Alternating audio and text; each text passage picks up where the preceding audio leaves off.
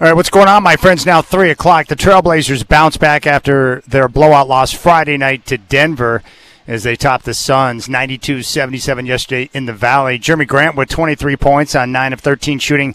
Donovan Clingan, 23 points, 12 rebounds, 4 blocks, and 3 assists. The Blazers now 28-30 on the year. They will host Minnesota tomorrow at Moda Center. Tip-off at 7. Chris Burkhart will have Blazers Game Day live at 5 o'clock. It's all right here in your home of the Blazers, Rip City Radio 620. Denny Avdia exited the game 1 minute into the action yesterday with another back tweak. No word on his status for tomorrow. Trailblazers Ticket Tuesday. Tomorrow, your chance to win Trailblazer tickets. Listen to me at 4 o'clock for your chance to win tickets to an upcoming Trailblazers game each and every Tuesday on the Rip City Drive. Coming up next on the show, Dwight James will join us at 3:20. We'll get his take on the U.S. winning gold in hockey, and Sean Highkin at 4:20.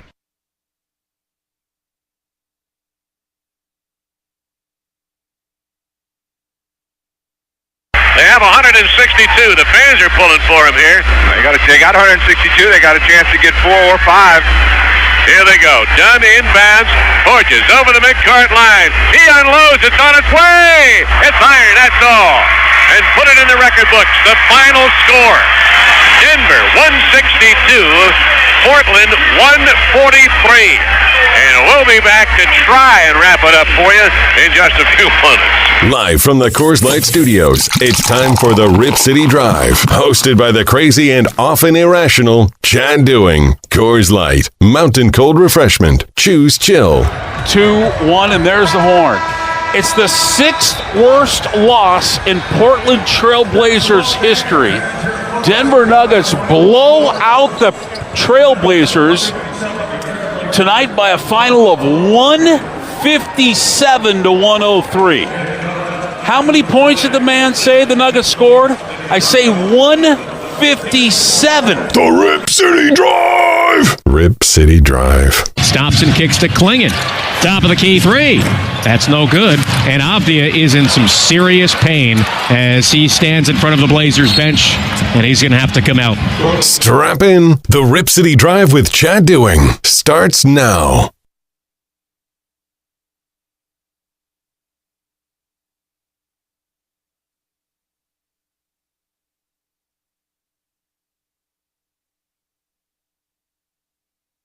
All right, my friends, I'm looking forward to having conversation with you today. It is the Rip City Drive. Chad Doing with you. You can reach out to me right now at 503-248-0620. 503-248-0620. Now, it's been basically a little over 24 hours since Team USA won gold in hockey in the Olympics. Now, can we still come together as a country, or has it been over the 24-hour span, so now we can go back to the division? What's the rule on that?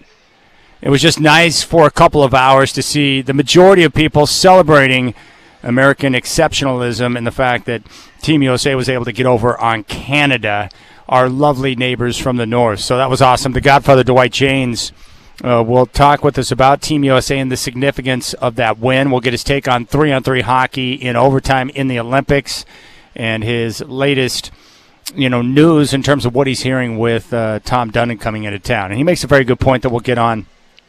It's probably best not to jump to conclusions about the new owner and what he's going to do, what he's not going to do, and what's going to happen with the team. He hasn't even been confirmed yet and is not in town. And so until we hear from him, probably best not to jump to conclusions. Let's wait and see what he has to say and what the plan is. As I mentioned before in regards to the stadium renovations, the upgrades that are needed for Moda Center, which has been now in place since 1995. It's hard to imagine, 30 years old.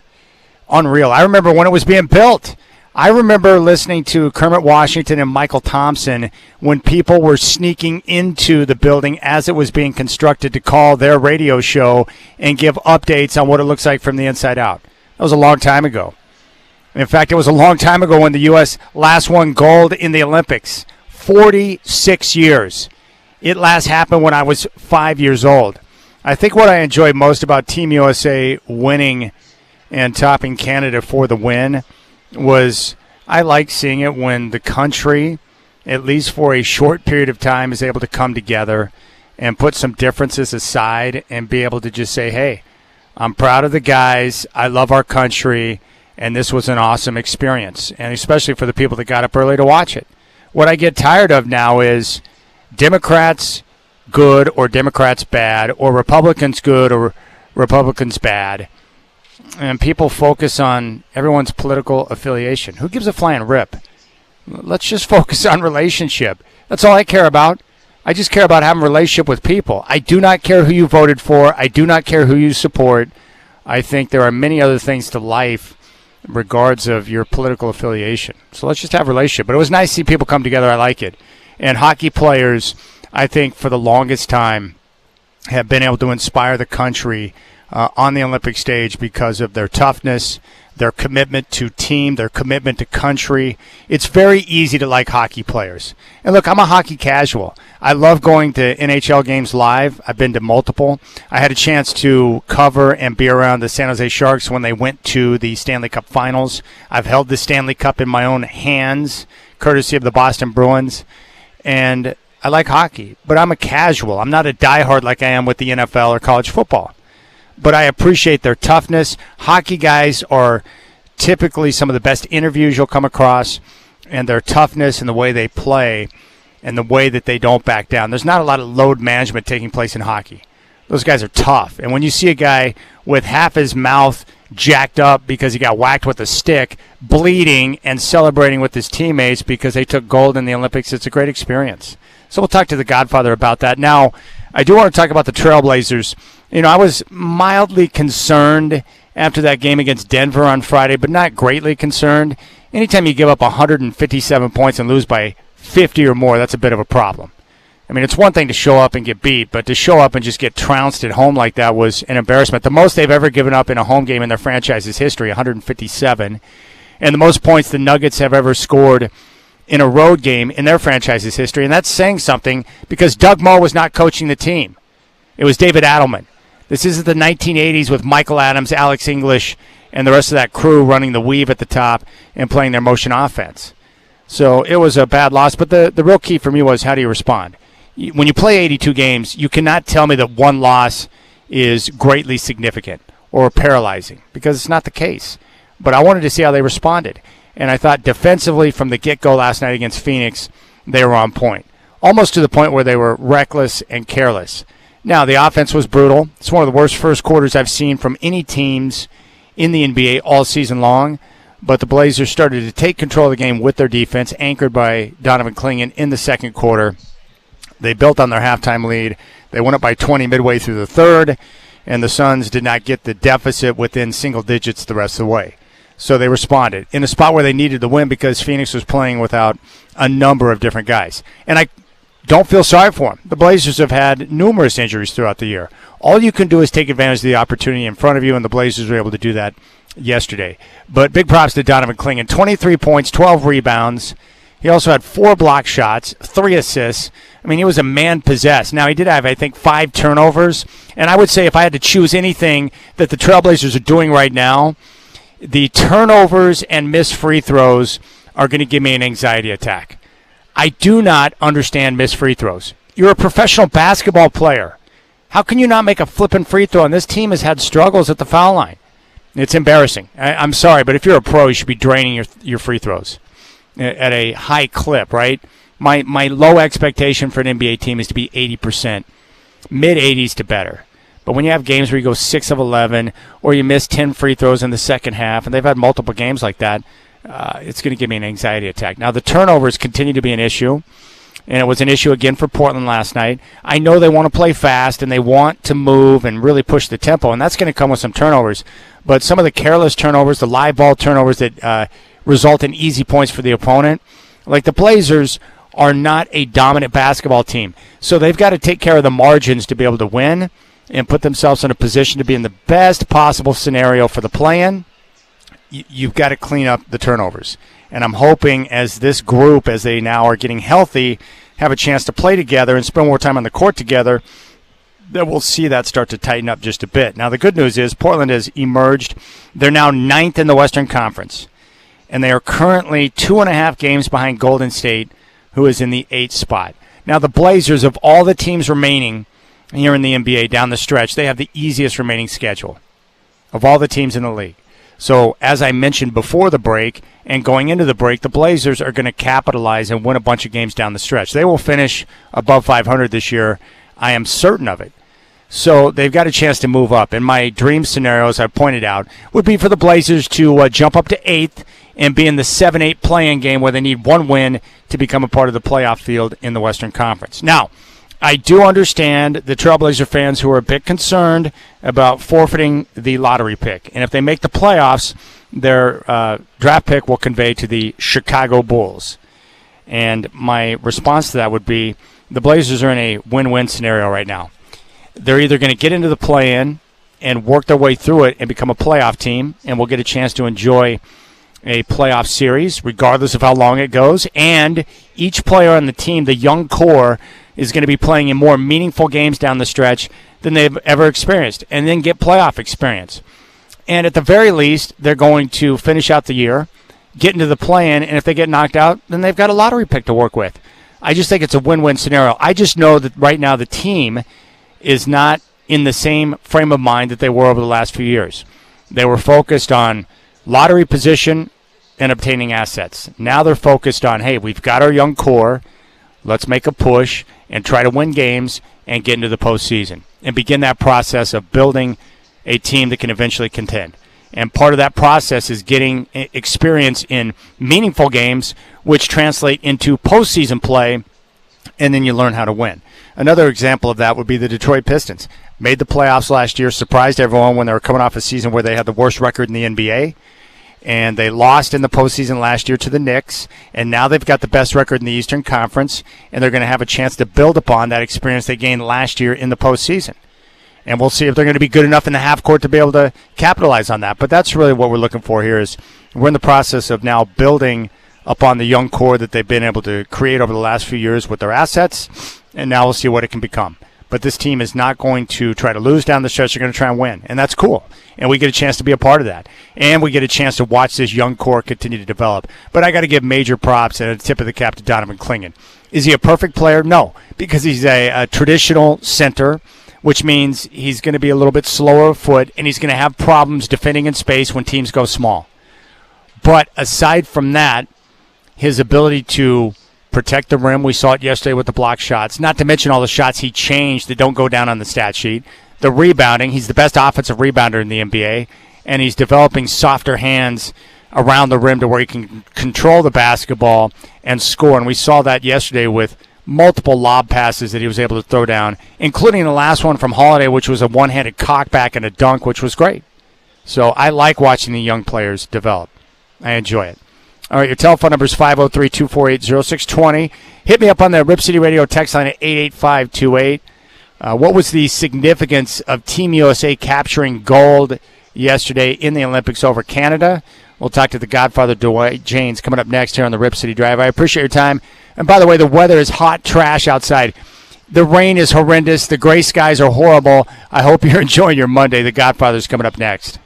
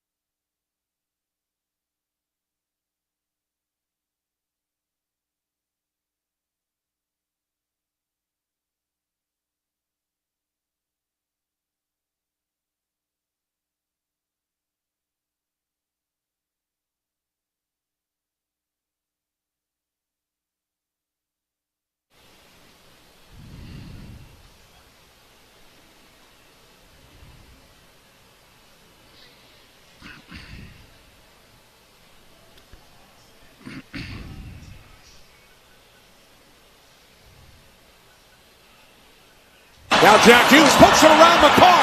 United States with numbers. Back across it comes. Jack Hughes wins it. The golden goal for the United States.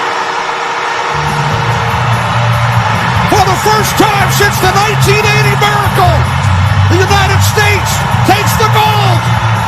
Jack Hughes beating Jordan Bennington.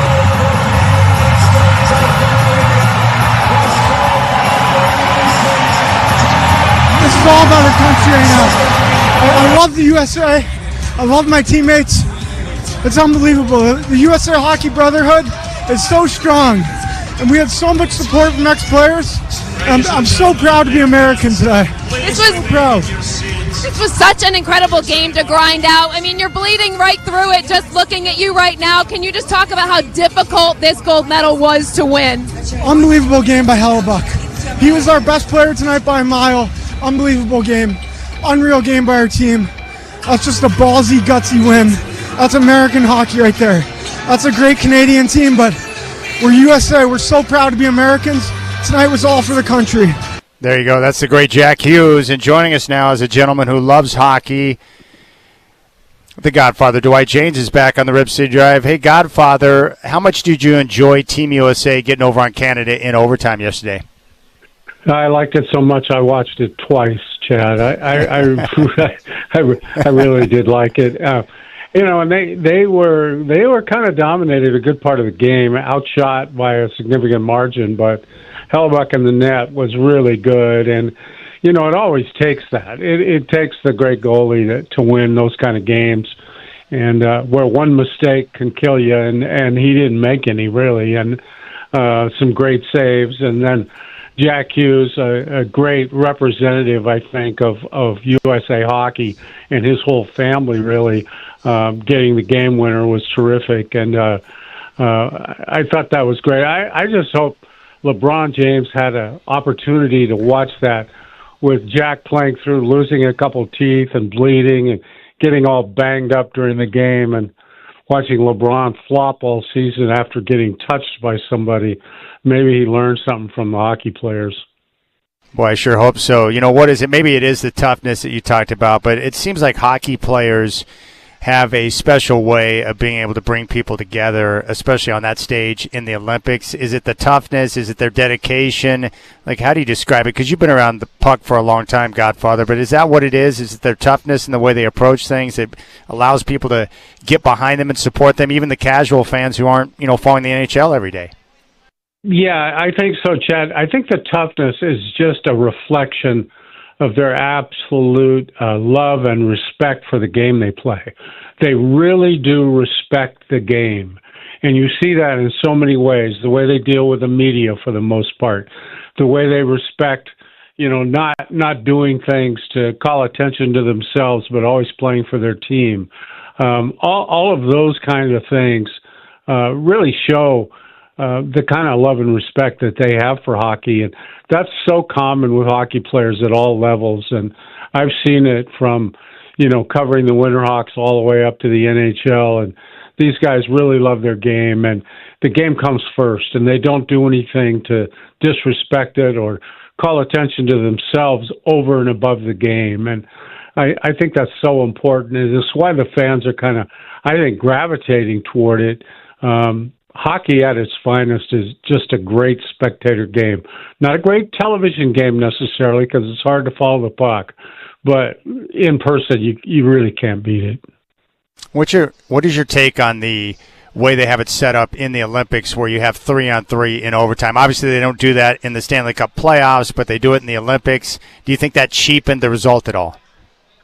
Well, the NHL does it in the regular season, Chad, and I'm not a fan of it, but I understand it. It's certainly better than playing a 10-minute overtime and then going to a shootout, which is what they used to do.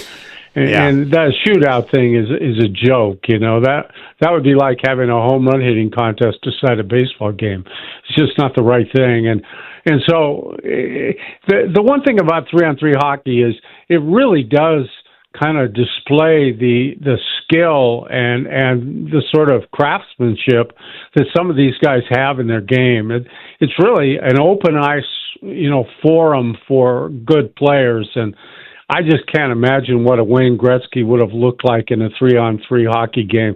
It would have looked like 1-on-3 with the one guy beating the three guys. It's incredible. And, you see the fast players benefit from it. The ones who can stick handle well benefit from it. But it's what they do now. And I guess I don't have too big a quarrel with it. I've sat through a few of those 5 overtime games that they used to have to play, and that's not a lot of fun either.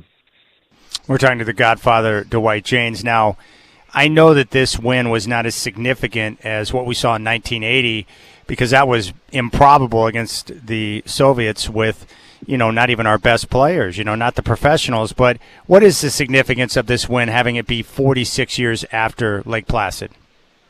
Well, I think it's about time. And I think USA Hockey needed this. They've been knocking on the door for a long time, have beaten the Canadians in world championships, and just, haven't been able to pull it off in the Olympics. And it's just hard for me to believe it's been that long since we got the gold in hockey. But I just think it is very significant. And I think a lot of people within USA Hockey believe it is too, that it's going to help them grow their sport a lot. And already you're seeing, I think, young kids, boys and girls from all over the country gravitating toward hockey now in states that aren't traditional, icy, cold, wintry states. There's guys, some good players coming out of Arizona now, and it's pretty incredible. A lot of Southern California kids are playing hockey now, and I like to see that because I think it is a good game. It teaches you a lot, and that win is going to be big for USA Hockey. Yeah, I thought that was pretty nice. The other thing I enjoyed, and we're talking to the Godfather Dwight Jaynes here on the Rip City Drive. The other thing I enjoyed is for a short period of time, and it was very short, it really is nice to see Americans come together and celebrate something as a whole, right? Because we don't get too much of that very often because the country is so divided. And I was going to ask you, you've been around longer than I have, and you've been through some difficult times with the country. Have you ever seen a period in time in your life that would compare to what we have right now with the division across the board when it comes to the political aisles? I haven't. Even the time of the Vietnam War, I don't think was as divided as this is, and I don't really understand it, especially in the way of the Olympics, with people openly rooting against, like the hockey teams, the men's and women's hockey teams, media people, with a voice actually, because of political affiliations and all that. Discounting how hard people have to work to get to the Olympics. I think every athlete growing up, no matter what sport they played, Chad, always dreamt of being an Olympian. I mean, I didn't really play any Olympic sports, but I still thought about, wow, how cool would it be to be in the Olympics and actually play for your country and all that. And to think that some people disrespect that really bothers me. And I don't even understand, and I don't like making political statements on the air, but to me, Chad, if I'm invited to the White House to celebrate a victory or something of that sort, it doesn't really matter who the president is. It's the office that you respect. It's the venue you respect. It's the leader of our country inviting you. You go. You don't turn that down. You go out of respect to the country and the office. I'm not a Donald Trump fan. I'm not saying that. I'm just saying I don't really understand the stance a lot of people take around this, and it's unfortunate, really, the way it's all working out. I agree. We're talking to the Godfather Dwight Jaynes here on the Rip City Drive. All right, you put out a new piece on your Substack, and it's actually pretty good information for Blazer fans, and that's not to overreact. And that could come down to one game like we saw Friday night against Denver where they gave up 157 points, or to what Tom Dundon, the new owner, who hasn't even been confirmed yet, may or may not do when he arrives in town. And, of course, all the news surrounding the arena and the upgrades that need to be done. he hasn't even been confirmed. We don't know and have not heard from him, and yet Blazer fans are already freaking out about what could happen or what may happen or all of this. And really, don't you think it's best to sit back and wait until we have a chance to hear from Mr. Dundon before we start to draw any conclusions?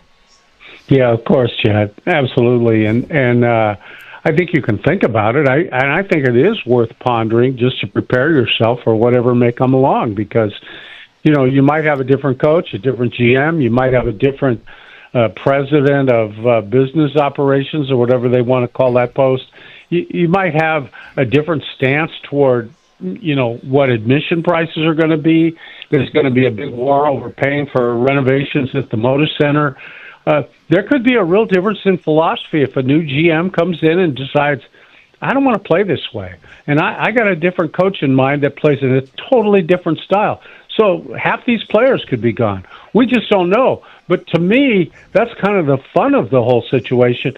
Take it as an innocent bystander sitting here watching it and trying to understand it as it happens, and don't get too depressed or too excited about anything until you see what really goes on. Yeah, I think that's a great point. Now, I love Paul Allen, and I know you're a big fan of his, and he's done such great things for the Northwest. He saved the Seahawks and saved the Trailblazers and was willing to put his own personal wealth into his teams to do whatever it took to win. And the result of that is 2 Super Bowl championships and nearly won a title here in Portland with the Trailblazers. But I would think that when you have a situation where Paul Allen passes away, you've got a trust that's running the team. Now you're going to get an owner in that's got a proven track record in the NHL as a winner, and he wants to win. I mean, that's what people who know him say about him, and he's going to do whatever it takes to make that happen. I think the team moving forward will be in better hands with an owner that wants to win instead of having being held by a trust long term. That's what I truly believe. And then we'll see, over the course of time how he compares to Paul Allen and what else he can do and what type of things he has in store. But I'm pretty excited about it. Yeah, Chad, the one thing I would say is we're so blessed to have an owner like Paul Allen, whose passion was basketball and winning basketball and was willing to do whatever it took. And that included, Chad, he spent way more money than he ever had to on players, on facilities, on doing all that. I mean, there's no other owner that's going to build his own arena anymore. And he did all these things for his team. We've been spoiled. And I'm not sure that a new owner is going to spoil us like that. I mean, he has a right to run it like a business. And that's a lot different than the way Paul ran it. Yeah, there's no question. The other thing that excites me, and I know you've been talking to people as well, and I've had a couple of conversations. Like, I'm never really confident in government to get things done, especially local government. But when I talk to people and realize that there are smart people in the private sector who want to work with Dundon to get things done, and they have some very big and bright ideas, that's where I get my confidence from, to know that there are some really smart people with power that want to get things done for our area. So that's where my optimism lies in terms of the Blazers being able to get the things done with the arena they need to get done moving forward. So that's where I have hope. I think you're correct, Chad. And I think now, I've been around a long time. There are more people who understand and value what sports does for a community. And I think we're hearing a lot of that now about the value the Blazers have in this city. Over and above the economics of it, there's just a certain value to the community of having them here. And I think that's very important, too. Well, I tell you what, it made me happy to know that you've already watched the gold medal game twice. And you're right about Hellebuck. He was basically going Dominic Hasek out there, man. I mean, it was I had this, after the second period, I just had this sense come over me. I was like, he's not going to give anything up. And he sure didn't. I mean, it's amazing in hockey. Like, when you get a goalie that's on fire and on his head like that, Godfather, you can do anything as a team. Yeah, it does give you a lot of comfort. And I think, they did a good job. They were well coached. And the way guys sacrifice for each other in hockey is incredible. And when you consider there were so many guys on both sides playing against regular season teammates, that's got to be hard. That's got to be really tough. My goodness. They're playing against guys that they practically live with for an entire season after season after season, and now they're the enemy. And boy, that's a tough thing. But both sides very physical, and didn't give an inch, and it was really a good all-around game, no matter who won. But obviously, we're really happy to see the U.S. win. Yeah, I had one more question for you. You told me this story, but I can't remember the exact details, so I don't want to butcher it. But you didn't go to Lake Placid, but weren't you around the Team USA hockey before the Olympics? Like, was it in Colorado Springs, or where did you go to watch them train? Yeah, it was in Colorado Springs, actually a little outside that Broadmoor area out there where there's a rink. And I was down there for the National Sports Festival because several collegians from around here, I think one of my friends, Rick Abrahamson, was there. That was I think his first season trying out for the team handball team, which he became the captain of.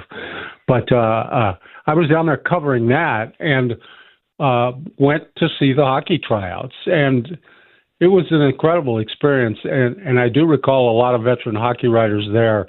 And they kind of all thought that Herb Brooks was crazy, that he was making a lot of mistakes in the team he put together. And it was a rough training camp, and obviously he picked the right guys. But it was really fun, and I got the pleasure of listening to Brooks talk to the media and stuff, and very, very closed up, buttoned down guy, and famous for that, by the way, but obviously a great coach. Yeah, I think it was is it Bill Guerin who formed the team this year? Can you imagine how difficult it is to pick the players when you've got so many great players and so many deserving, and yet you've got to find the group that fits together, and you have to say no to certain guys that want to represent their country? That's got to be brutal. Yeah, and the thing about putting together a hockey team is you need role players. You need penalty killers. You can't just go out and get a bunch of great goal scorers, great defenders, or whatever. You need everything. So some guys are going to make the team that probably aren't as talented as some guys you left at home. But you need to fill positions, and they have to play together. So you're looking for team guys that fit, and guys that don't quit. So I think that makes it even tougher. And I think what makes this win sweeter is when you know how much this means to Canada. Like, it's got to be devastating for them to lose this game. Yeah. Devastating, Godfather. Jeez. Yeah. It's like, I think Hellebuck, I think he plays in Winnipeg, doesn't he? Yeah. Can you imagine him going back to play for his team after that? Gosh. He might get booed in his own arena. Who knows? That is incredible. All right, the Godfather, Dwight James. Hey, great work. I appreciate your thoughts. I know how much this means to you, and it's great to talk with you about it. What a moment that was yesterday. Yeah, it was, Chad, and I'm really fighting a cold for the last week and a half, real bad. You sound great. First one I've had in a long time, and enough to talk, and glad I was on hold long enough waiting for you that I got to hear Big Lou in one of his insurance commercials. That was a real pleasure too. So yeah, don't you like that? I thought about you this morning too. He takes meds. Yeah. I thought about you this morning too when I got up and looked outside, and of course it's raining in all directions. It's cold and it's gray in all directions, and I thought there are actually people that I like the rain. They're insane. Absolute insanity. Yeah. Well, you probably know I haven't been outside the house today at all, and I don't plan on going outside. I don't blame you. All right. Well, have a good night, buddy. I'll talk to you soon. All right, Chad. See you. There you go. The Godfather, Dwight James, sharing his wonderful thoughts on Team USA. What's going on? It is hideous outside. Oh, yikers. All right, 503-248-0620. If you want to jump on board, you can do so. It's great to get a chance to chat with you. Sean Hyken will stop by for the latest. I think I may have some insight on Denny Avdia's back issue because there's something that lines up with the problems that he's had with the back. And we'll just continue to enjoy this Monday. I'm down here at Spirit Mountain Casino hanging out in the BetMGM Sportsbook, getting ready for the payback drawings coming up at 6. And the Blazers are going to be back in action tomorrow. Ant Edwards and the Timberwolves are in town. Tip-off from Moda at 7. We'll have Blazer Game Day live from Moda at 5. Here in your home of the Blazers, Rip City Radio 620.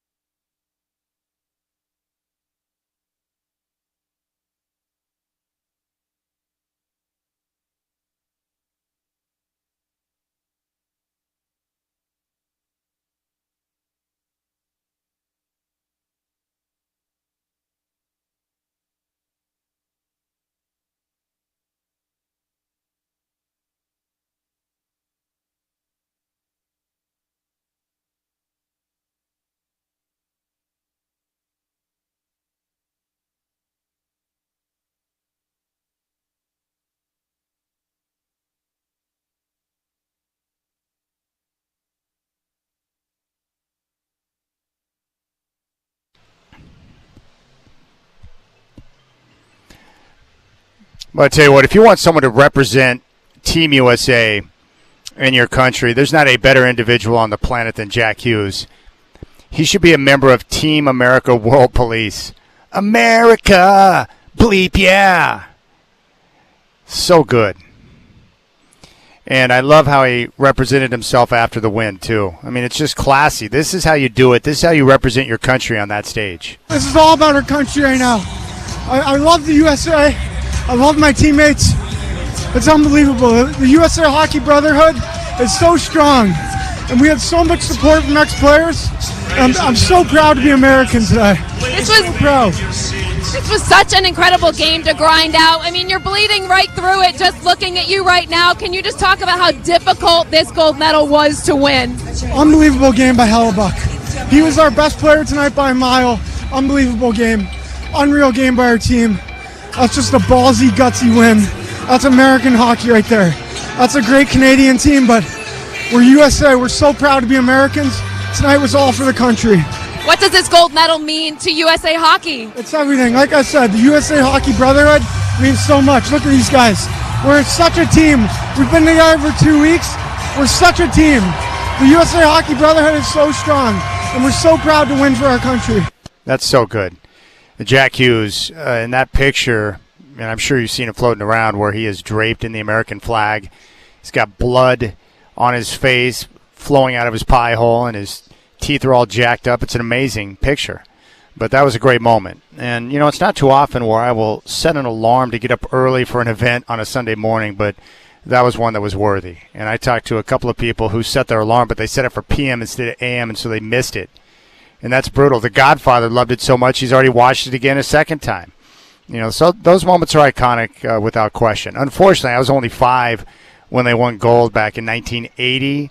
So I have images from watching the Olympics, but, you know, just images. You know how as you get older, it's harder to remember some of those things from your childhood, from the younger days. I actually listened to a YouTube video today where a guy did a countdown on like the top 12 cartoons from the 1980s. And there were a couple of cartoons I had forgotten about that were awesome. And so it caused me to go back in my mind and remember those different cartoons that I would watch growing up. And those were the days, man. You talk about living it up as a youngster. Saturday mornings were the absolute best because I lived in Manford, Oklahoma, a small, and I mean small town outside of Tulsa, probably about a 20-minute drive into the city where my dad worked, but we lived in a small neighborhood called Salt Creek, and it was right by Lake Keystone, and I was a block away from Nana and Papa's house. And so I would always ride my little trike, or I would walk down to Nana's house, and I would stay the night there on Friday nights most of the time. Now, as I've gotten older and I've had kids, I realize now that I was probably cramping their style. They probably just wanted to have a night to themselves without interruption, but of course I would just come over and make myself at home, and they would always welcome me. But I would stay the night, and I would sleep on the hide-a-bed that would pop out of the couch because it was right in the living room in front of the TV. And when I'd get up on Saturday morning, I would flip on the cartoons and I would start watching. And it started with Super Friends, which was my all-time number one. And then after watching cartoons for a couple of hours, Nana would roll into the kitchen and start creating breakfast, which was normally a combination of pancakes, or she called them hot cakes, and then I would have chocolate milk, usually Nestle Quick. And then I would continue watching cartoons for another couple of hours. The best. And then in the 80s, when I got home from school, my mom would have the kitchen stocked with snacks, so I would go up and get my snacks, and then I would get down in front of the television and watch other cartoons, like Mask.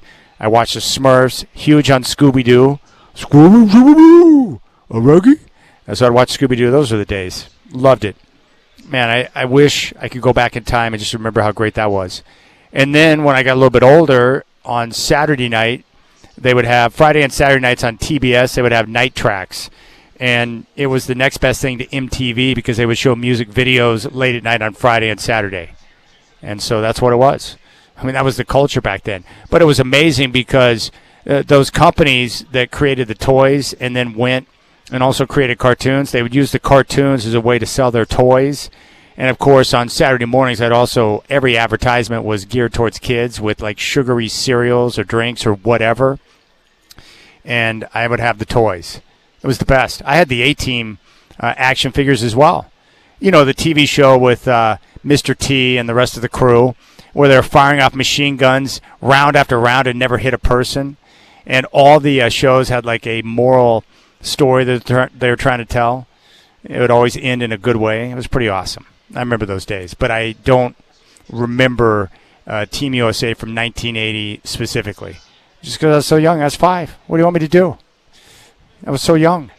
But there you have it. So big thanks to the Godfather for sharing. And if you got any thoughts on that, did you watch and what was your reaction? I did enjoy seeing people come together and celebrate the US of A for a short period of time. That was nice. American exceptionalism. And then by this morning, we were back to hating on each other with the political divisions that we have in our country. All right, Sean Hyken's going to join us coming up at 4:20. We'll get the latest on the Trailblazers. And I think we may have some answers as to what's going on with Denny Avdia's back. We've all had, raise your hand if you have back issues. I get chiropractic adjustments every week, and I get massage, because I want to play golf and swing a golf club. And with my workouts and everything like that, I'm always trying to keep my back right. Bought a new mattress last year. I mean, it's an issue, man. And when you got back pain, it limits your mobility. It sucks. So we'll talk with Sean Hyken, but I'll give details on what may possibly be going on with Denny coming up next. You got the Rip City Drive, Chad doing. I'm live from the BetMGM Sportsbook at Spirit Mountain Casino right here on your home of the Blazers, Rip City Radio 620.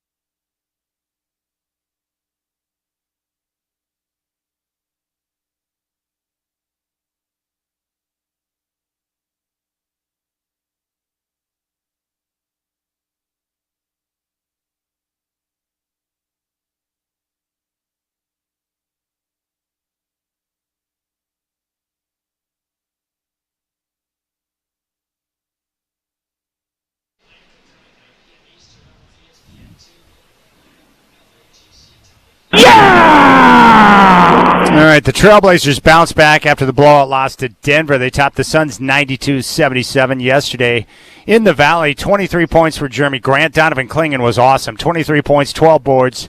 He had 4 block shots and 3 assists. Your Trailblazers are now 28-30 on the year. They host Minnesota tomorrow at Moda Center. Tip-off at 7. That game comes before a 5-game road trip. Chris Burkhardt will have Game Day live from Moda at 5, and it's all right here in your home of the Blazers, 620 Rip City Radio. Denny Avdia exited the game 1 minute into the action last night. He tweaked his back again. No update on his status for the game tomorrow. Don't forget, tomorrow, Trailblazer Ticket Tuesday. On the Rip City Drive, your chance to win tickets to an upcoming Trailblazers game right at 4 o'clock. And Sean Hyken, our Trailblazer insider from Rose Garden Report, is going to join me coming up at 4:20.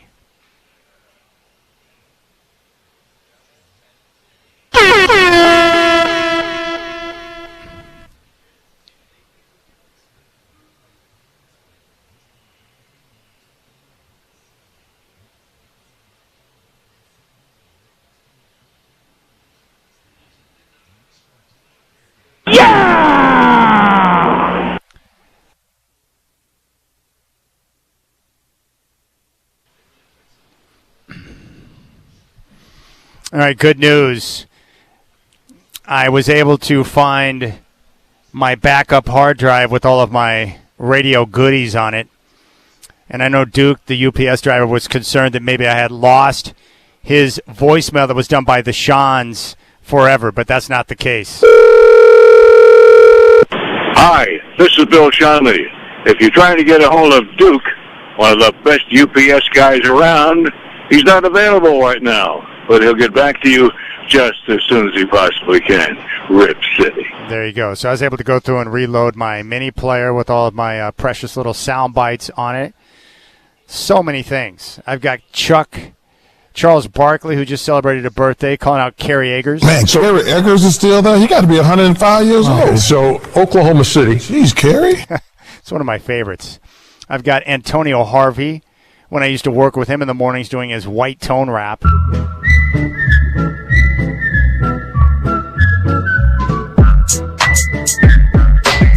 Yeah, it's White Tone in the house. He's going to hit you in your mouth. Watching TV on the couch? Hey, this is what I'm all about. Now, come on, LeBron. Don't be dumb. Are you mad at D. West for getting with your mom? Cleveland, my friend, is going to end badly. It's Delonte's with your mom. Are you calling him daddy? If you leave, I hope you know, the city's going to snub you. Don't be angry with your mom. She just needed love, too. She's single and ready, and LeBron James's mother, if it wasn't D. West, it was going to be another. She got what you needed. Come on, you should be happy. Your mom's my age. Maybe I could be your pappy. Call me in the show and dispel this rumor. Don't be mad at us, too. It's just MSP humor. Oh, yeah. White Tone. Rocking the mic. Giving you what you like. It's the MSP, baby.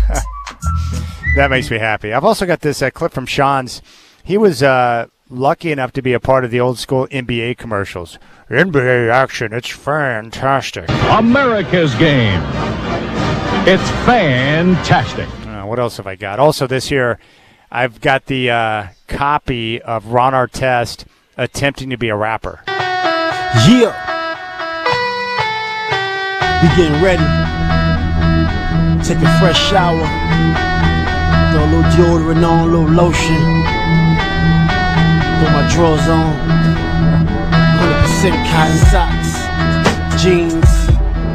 Polo shirt, genuine kicks. Hat, check. Ice, check. Watch, check. QB tag, check. Let's go. What's up? Nah. All right, I got to stop it there because I can't remember if he says anything inappropriate or not. But that actually came from a gentleman that I became friends with, a music artist, Jeff Bird.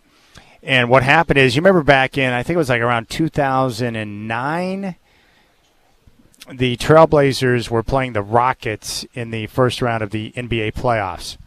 And the series, of course, did not go Portland's way. But that's when Meta World Peace or Ron Artest played for the Rockets. And so when they were in Portland, Artest went out to a local establishment in downtown. I can't remember which place it was in downtown, but Jeff Bird was there. And he and Artest ran into each other and introduced themselves and started talking. And Jeff Bird's a cool dude. And so they started talking, and, Bird told him how he's into music, and he's a music artist and a darn good one. And from that, Artest was telling him how he wanted to, put together a song, and he had some ideas. And Bird's like, well, why don't you come back to my house, and we'll put you in the studio. And so Bird told me that they got in his rig and drove out to Gresham, and he said it was pretty bizarre because this is late at night, right? The game was over. It's like 2 or 3 o'clock in the morning, and he said he looked over at his passenger seat. They're at a stoplight in Gresham, and he's got freaking Ron Artest in his car. And that's how they made that song. Amazing. And then Meta World Peace, he dropped him back off at like 6 in the morning, and they had to, the team's like packing up to get out of the hotel to get back to Houston because that was after game number 2, and Artest got there just in time, which is pretty sweet. But I did. I located a backup hard drive because my hard drive that I had at work got thrown away in that box of stuff because we're consolidating. And because I didn't slide my box of stuff into the studio, it just got thrown away with my hard drive that has like 20-plus years of radio on there. So there you have it. The other clip I came across, this is one of my favorites. So back in 2013, Oregon was playing a Thursday or a Friday night game down at Stanford. And it was a tough one because Oregon lost the game. It was when Mariota was playing, and they had a chance to get to, the championship game, but they dropped that game, and it turned out to be a bad one for them. And they were going after that and also lose a game at Arizona, but that's neither here nor there. At halftime of the game at Stanford, it was a night where they just happened to be retiring John Elway's number at Stanford.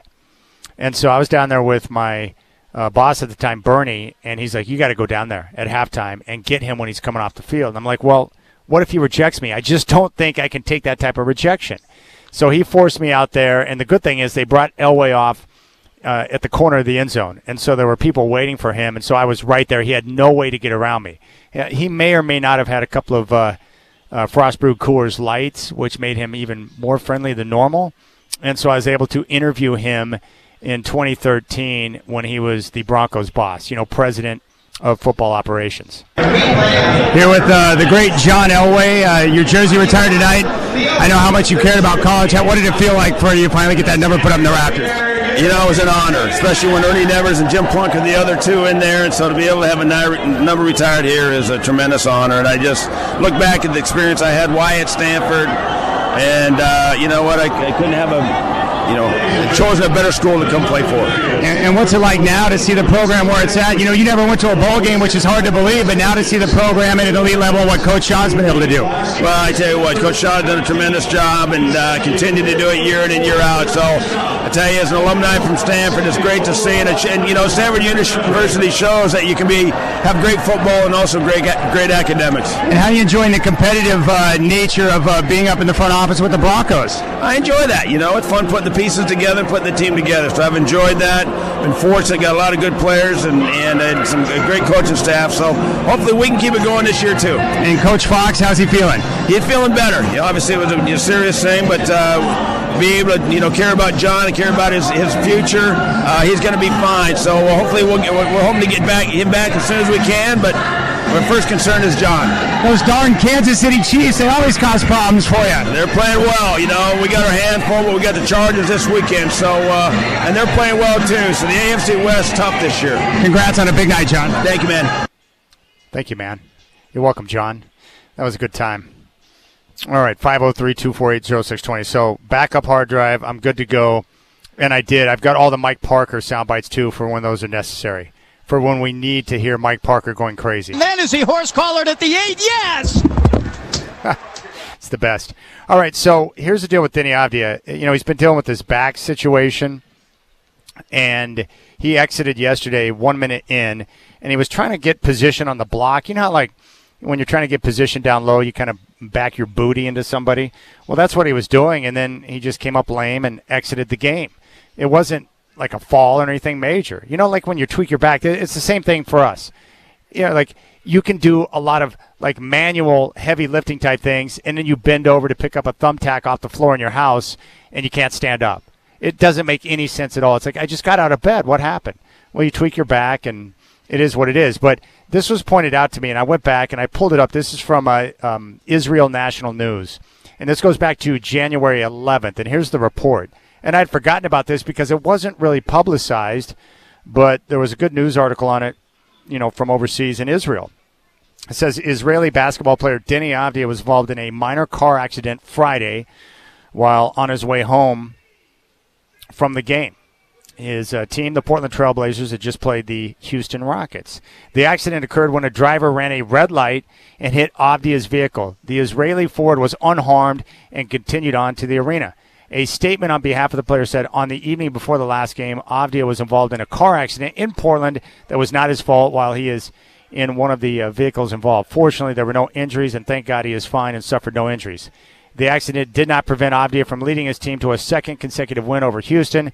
The Israeli scored 20 points, added 6 assists, 3 rebounds, 2 steals, and Portland won 111-105.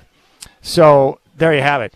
I'm just wondering because if you look at the timeline, so the accident happened on January 10th, and then Denny has that back tweak against the Knicks, and then he misses 10 of the next 17 games before the All-Star break.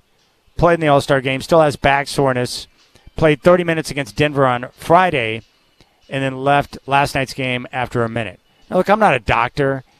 I just know that a lot of people are saying what he needs or what he doesn't need based on what took place last night, and I'm just telling you that maybe that's part of it. I remember when I was working down in the Bay Area, I got rear-ended, and it was actually a crazy situation because I was on a surface street.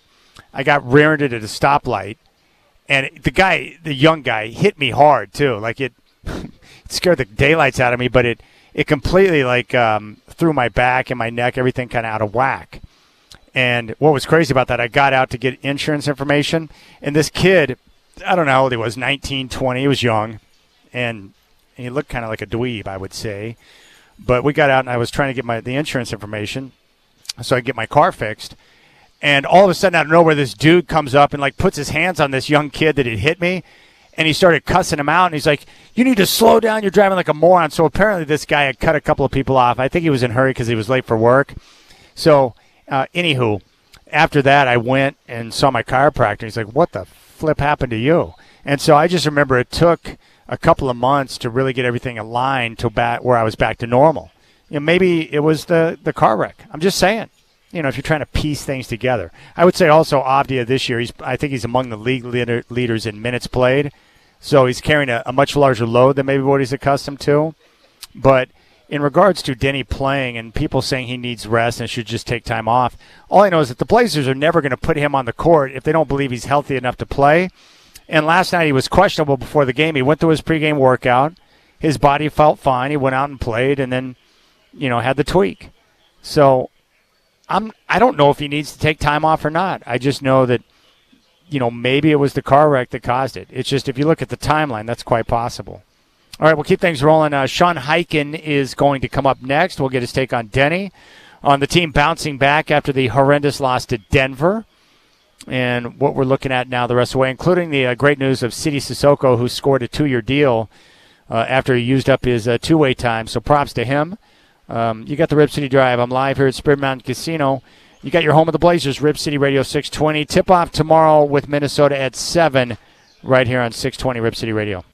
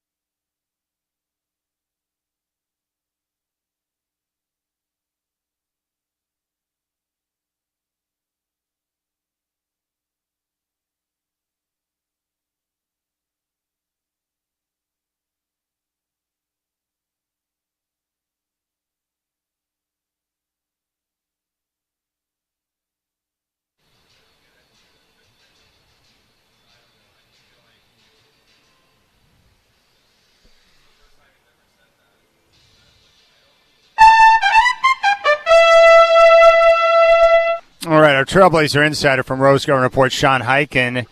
It joins us right now on the Rip City Drive. And, Sean, we'll start with this. What'd you make of the Trailblazers' response yesterday in Phoenix after that 50-point blowout loss at home to Denver? Well, you don't never necessarily want to call a game in February with, several weeks left to go in the season a must-win.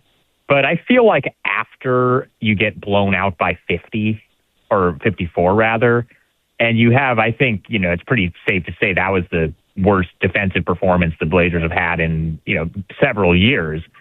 If they had then come out and lost that game the next time, the next game to a Phoenix team that not only was missing Dylan Brooks and Devin Booker, but also the Suns were coming off of a back-to-back where they played a double overtime game the day before. If the Blazers came out after getting embarrassed like that and then lost another game, that would have been, then you might have started to be like, hey, is this season going off the rails? Like, what's going on here? So, they did what they needed to do. It was a pretty sloppy game offensively for the Blazers. They turned the ball over 21 times. They didn't shoot very well from three-point range, but they did what they needed to do on the defensive end, and now they come back home from this little one-game road swing in better shape. I agree. That would have been, in my opinion, a worse loss than the one to Denver because of the circumstance with so many guys out. It was one that they had to have, and they got it. We'll talk about Donovan Clingan in a moment. I just want to give some credit to Jeremy Grant. I've asked around, and the people I've talked to said they're really impressed with how Jeremy Grant has embraced his role this year and has really played his best season as a Trailblazer. What are your thoughts on the way that he's been able to play, whether it's off the bench, in the starting lineup, and the way he's changed his game to adapt to the way the Blazers want to play, where he's either shooting the three or getting at the rim? I mean, he's not even doing mid-range jump shots anymore. I just am impressed with his play. What's your take on what you're seeing from Jeremy this year? He's been pretty good this year. Obviously he missed a little bit of time with the Achilles thing a couple months ago, but after, he had a really bad year last year on pretty much every level. And, we were talking about like, oh, this contract is just an albatross. They got to get rid of this guy and it's just dead money on the books and all this stuff. He's done exactly what they brought him into Portland to do originally 4 years ago. He's to your point, whether he's starting or coming off the bench. And there was some question going into training camp of, is the highest paid player on the team, who's one of the more tenured veterans on the team, going to be willing to come off the bench so they can start, the younger guys. And, when during training camp, when Shaedon Sharpe beat Jeremy out for that last starting spot, he didn't complain. He just said, yeah, okay, I'm going to do what I'm going to do. And then he, played very well for that first little bit until he got hurt. And now he's been kind of forced back into the starting lineup because of other injuries, with Shaedon out now and then potentially Denny Avdia, depending on what happens with this back thing. But I still think in an ideal world, he's coming off the bench. And, whenever he has come off the bench, he's done well in that role too. It's Sean Hyken, Rose Garden Report here on the Rip City Drive. Now, Donovan Clingan, I like the response. He had those two struggles early February against both Cleveland and Phoenix, but I think he's bounced back really well. And yesterday, 23 points, 12 rebounds, 4 blocks, 3 assists. Like, he was anchoring everything. And now he did have 5 turnovers, which was a part of a larger problem for the entire team. But I really like the way he's responded at those 2 rough outings to both Cleveland and Phoenix, and just continuing to play good basketball. And he's always going to struggle defending in space, but, man, he does what they want him to do. He does really well. What was your take on his play? Well, that was a good matchup for him with, Phoenix being without Booker and Dylan Brooks, a couple of, so they weren't necessarily oriented as much around like perimeter guys. And, you saw, even, a guy like Kaman Malawach in the front court get some minutes because they were so shorthanded. So it was a good matchup for Donovan. He was great. He was the Blazers' best player last night for sure. And overall, he's had his kind of clunker games where he struggles offensively or where it's not a good defensive matchup for him. Like you saw that happen with Jared Allen, to your point, in the game against Cleveland earlier in the month. But he's overall, it's been a really encouraging second season for Donovan. And last night, I think, was one of his best games of the season. All right, I wanted to ask you about Denny Avdia. Exited the game a minute in with the back. I have not seen an update to this point. Have you on his status for tomorrow yet? No, they should probably put that out in the next hour or so, the injury report for tomorrow. So We'll see. I don't know. I mean, I've given up trying to guess at this point. There have been so many times since he's started having these back issues that I was thinking like, oh, there's no way he'll play tonight, and then he ends up playing. I would still kind of lean no as of right now, but we'll see. We'll see. We'll find that out in the next hour or so. One thing that no one's really talked about. Did you ever talk to him about the car accident he was involved in back in January? I've asked around. I haven't really been able to get anything concrete about that, but it does. It does. I mean, I would not be surprised at all if that was some sort of factor. Yeah, I mean, it's interesting with the accident when it took place, and the back issues or the back tweaks started, taking place shortly after that. And I'm not, I just think it's interesting that it lines up like that. But with Denny, I know the team would never put him out there on the floor if they didn't think he could play. I just think it's going to be interesting to see how they approach it, where they're in a playoff push, and your best player right now continues to have re-aggravations of the back. So it's kind of a tough spot for him.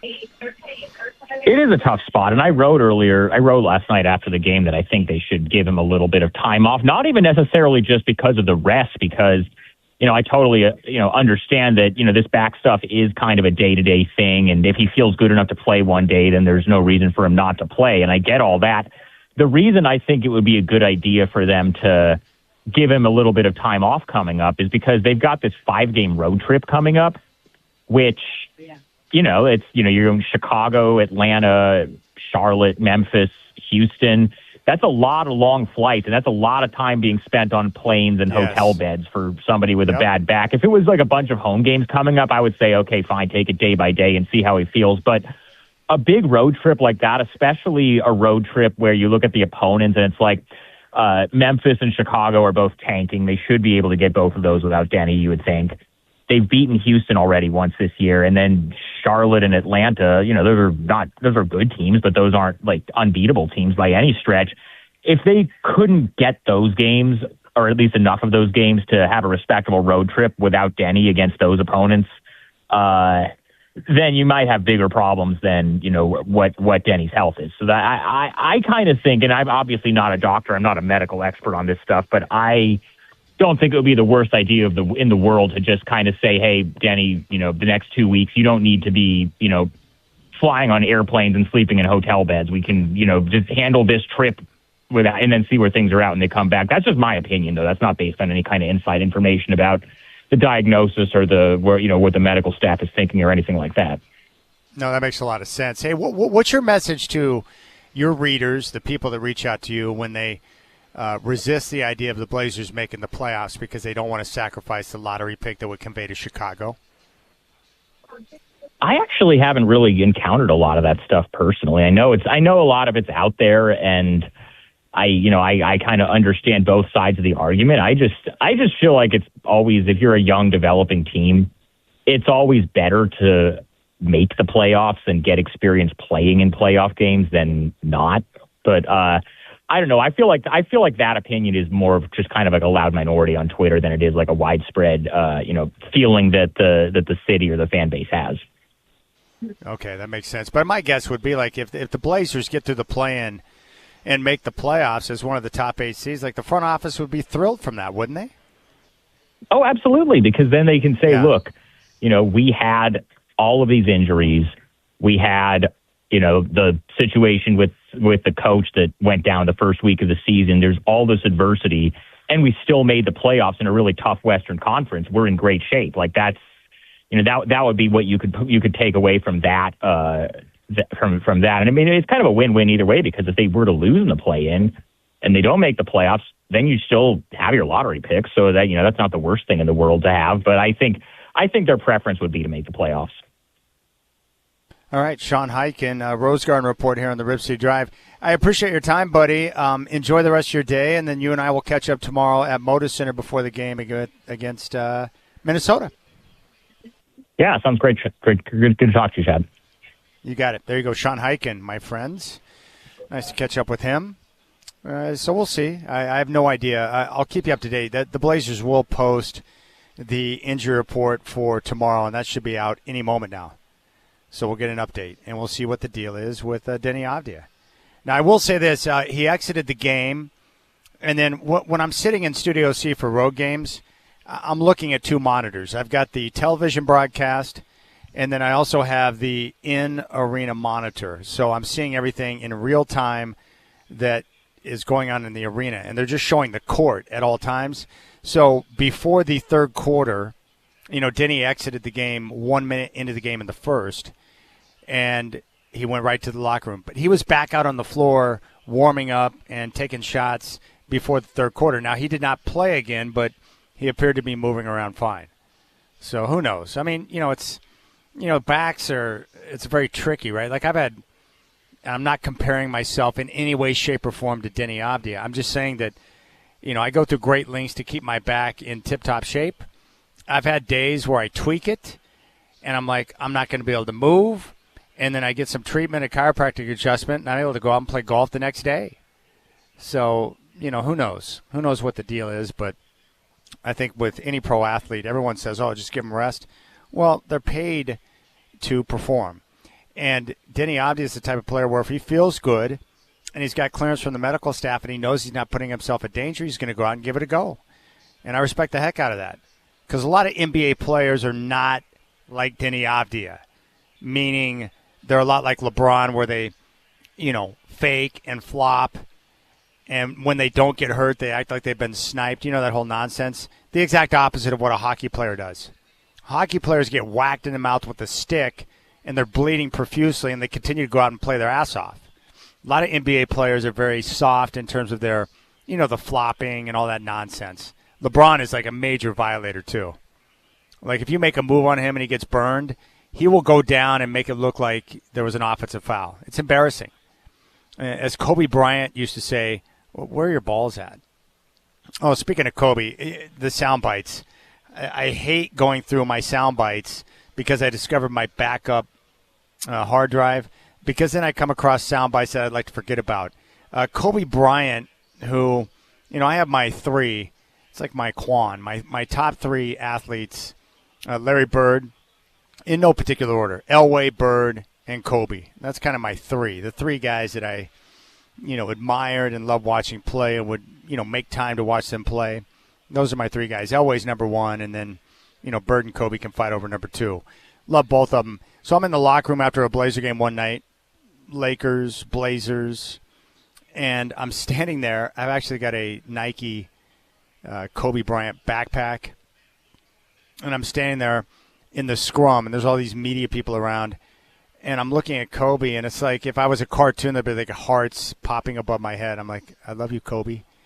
And I was trying to keep it cool, but it's hard to be cool when I'm looking right in the eyes of Kobe Bryant standing right next to him, basically shoulder to shoulder. And because of that, I lost my train of thought, asked a dumb follow-up question, and he made fun of me. And then all of the pencil neck geeks laughed at my expense. Marcus he had 29 going into the fourth. He only had 3 shot attempts in the fourth quarter. What did you guys do to change it up there? Well, I think Powell made it a little difficult for him. But to be honest with you, we really supported him. We surrounded him. We forced him to kick it out. And we gave up a couple of threes there in overtime because of it. But the guy's playing as well as he's been playing. He's been playing lights out. And you can't just let him go one-on-one and catch shots and shoot it. He's too good for that. It looked like you made an effort to get Powell the ball there in fourth quarter and in overtime. Was that something that you just made an effort to do? See, this is why I get frustrated. Right? When you just deny hear a word I just said. Yes, absolutely. If we're on plays like this, is the sky kind of the limit for you guys? Well, there you go. I was made fun of by Kobe, and I deserved it. I deserved to be chastised for my horrendous follow-up question. But it's because I was nervous, and I'm not afraid to admit it. I deserved to be made fun of there. I was talking to a legend. I lost my train of thought, asked a bad question, and he called me out on it. So I deserved that, and I apologize, Kobe. I screwed it up, man. Have a chance to talk to him, and I just completely butchered my opportunity right there. I flamed out. I failed miserably. It's like, what are you doing, Chad? Use your brain, you dumb. Oh, my goodness. Yeah, it happens, right, that's one of those moments in life where you're like, gosh, I wish I could have that back. You ever had that experience in life where there could be like in a personal conversation, maybe you're talking to someone of the other sex possibly, and you say something, you're like, what? How did that just come out of my mouth? Like, what was my brain I have no idea what I was doing there. I mean, just complete foolery. It's like, what are you, a moron? And those are the type of conversations I have with myself now. I talk to myself all the time. Sometimes I'll answer myself, but not too often, but I do have conversations at all times. And so when I do something dumb, I'm like, you idiot, what are you doing? How could you let yourself do that? What were you thinking? And obviously the whole point is I wasn't thinking. So there you have it. But it can be intimidating. I would say for me, the athletes that I grew up admiring, like Kobe, like Elway, those are the athletes, the guys that I grew up watching. And like the first interview I ever did in the locker room at Rose Garden was Hakeem Olajuwon.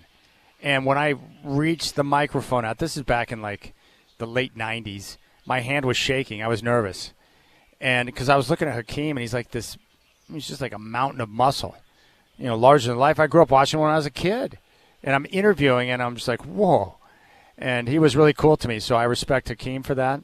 And then the first thing I saw when I walked into the visiting locker room there at Moda Center, what's his name? Craig Sager, the great Craig Sager in one of those ridiculous suits, was talking to Charles Barkley. And there you have it. That's what I saw. I was like, whoa, Craig Sager, Charles Barkley. So I was a little bit nervous. And as time goes on, like anything else that you do, as you get more time in the situation and around certain situations, you figure out how to figure it out. Now, the one time I was truly embarrassed, but he was super cool. And it's part of the reason why he has earned a lifetime exemption from me. I will never criticize him because of everything he did for the Seattle Seahawks, the city of Seattle, the city of Portland with the Trailblazers, Paul Allen. So what he used to do back in the day is he would have like a kind of like a State of the Union address where certain media members who covered the team would get invited into one of the adjacent locker rooms close to the Trailblazers locker room at halftime of one of the Trailblazer games. He did it once a year. And I got the invite to come in, and you sit down at a table, and it's kind of a dark locker room, because it's one of the, visiting locker rooms. And you sit down at this table, and Paul sits at the head, and you ask him questions, and he answers anything. And this is shortly after they had won, I think, the Super Bowl against, or maybe it was before the Super Bowl win against Denver, but the Seahawks were emerging. And he asks questions about the Trailblazers and what's going on, his thoughts on the team and the work that's being done, everything, because Paul Allen would do that. And so I sat down at the table, and I was sitting on the side of the table. He's at the head, and I'm right next to him. And there was like these bodyguards or like security types that were just hanging out in the shadows to make sure nothing went sideways, right? And so, of course, I've got my phone with me, and I've got my recording device, and I forgot to turn my ringer off on my phone. And I was expecting a call from Isaac. And, of course, the problem is with Isaac is that when he starts calling, he just blows up my phone until I answer. He'll call like 10 straight times until I finally pick up. Well, I forgot to turn off the phone. I had it on because I was waiting for the call from him, and if I don't answer, he'll get mad at me. So my ringer was on, and this happened in that private meeting with Paul Allen at his State of the Union address. Ending up and probably gets a sense maybe what his eventual. That's Rocky. That's a good ringtone there. There you go. That was embarrassing. Sorry, Mr. Allen. Sorry to disrespect you like that during your State of the Union address. So bad. It's like, what are you doing, Isaac? Why are you blowing up my phone right now? But the cool thing about Paul Allen is he was cool. He's like, oh, that's Rocky. That's a good ringtone. And then that dweeb, I don't know who it was, he's like, that's mine too. So Paul liked Rocky. So that's when I knew that Paul Allen was cool. I just figured one of those dudes in the shadows was going to come out, grab me, and then take me away for disrupting things. So thank you, Paul. I appreciate you for not killing me and then for enjoying the Rocky sound. All right, we'll keep things rolling. Rip City Drive, I appreciate your time. Blazers and Timberwolves tomorrow. Tip-off from Moda at 7. Blazers game day at 5. And it's all right here in your home of the Blazers, Rip City Radio 620.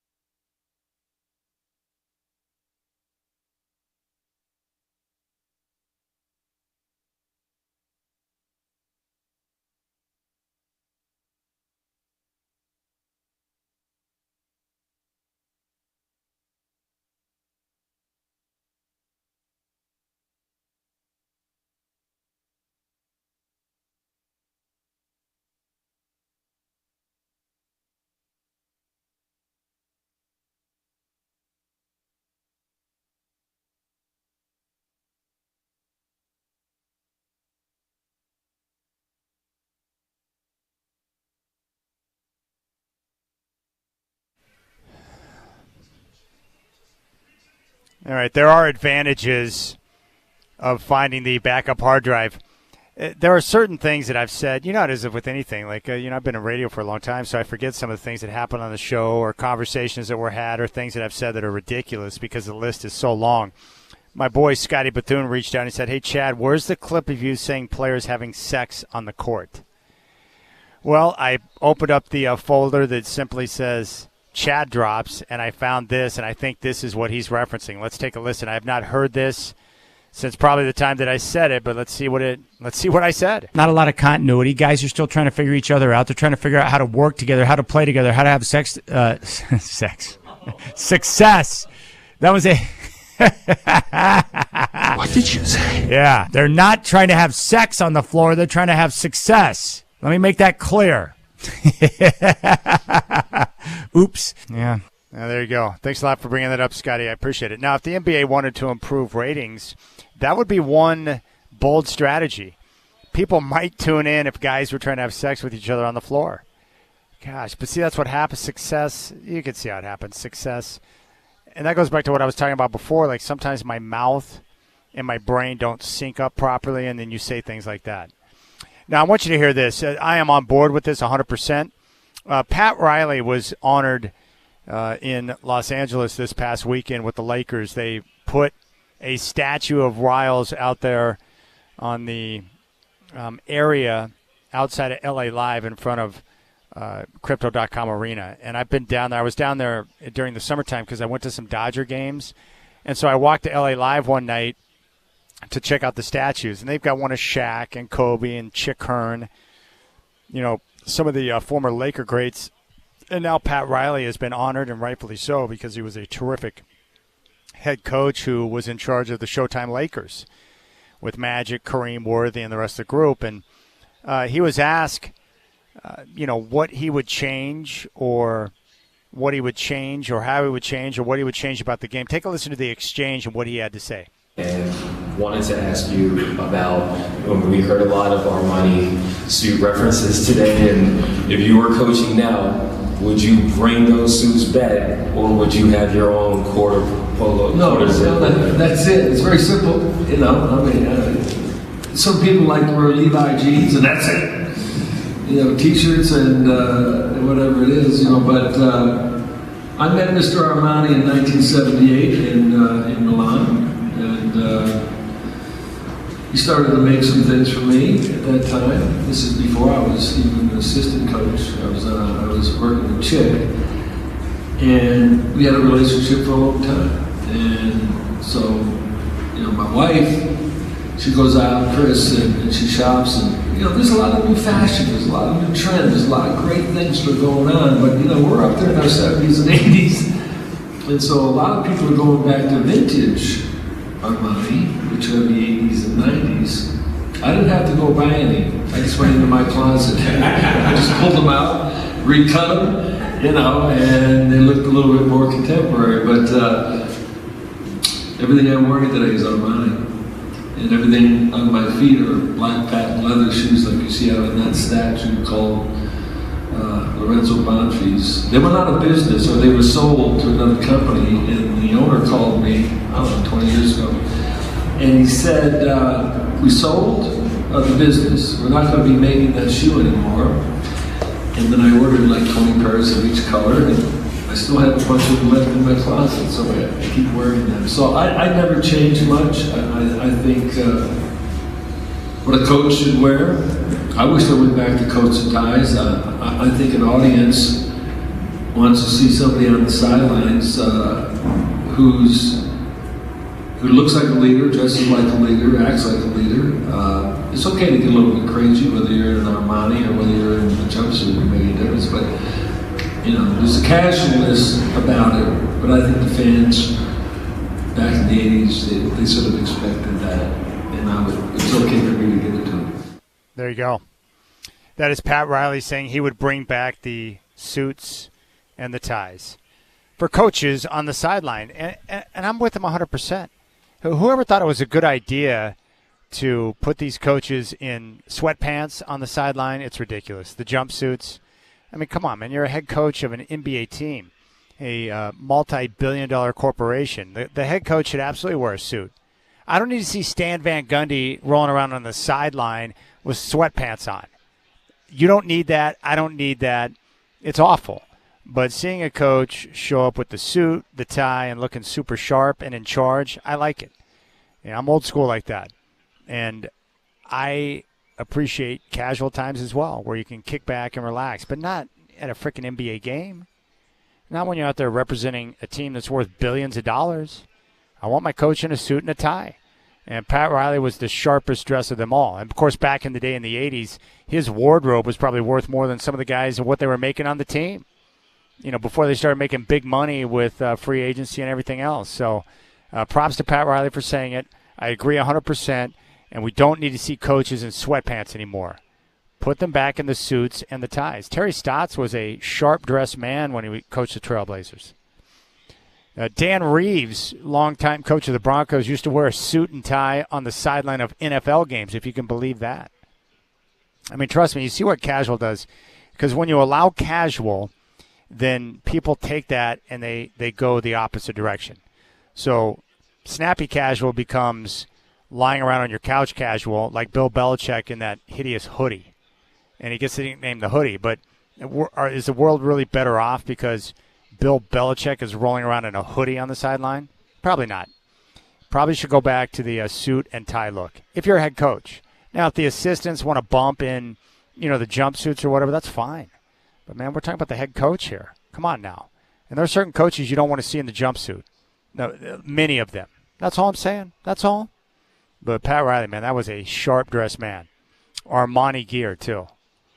Nice to know he met Mr. Armani when he was overseas, and then he started making special gear for Pat. Like, I got to get to that level right there. That's when you know you've made it. But that's where I'm at on that. Yes, head coaches should dress up.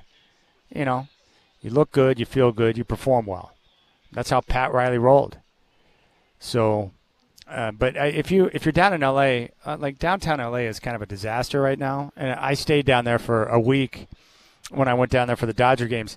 Downtown's a little bit messy, but that L.A. Live area out in front of the stadium, it's pretty cool. And that's kind of a destination spot, but they got the statues out there.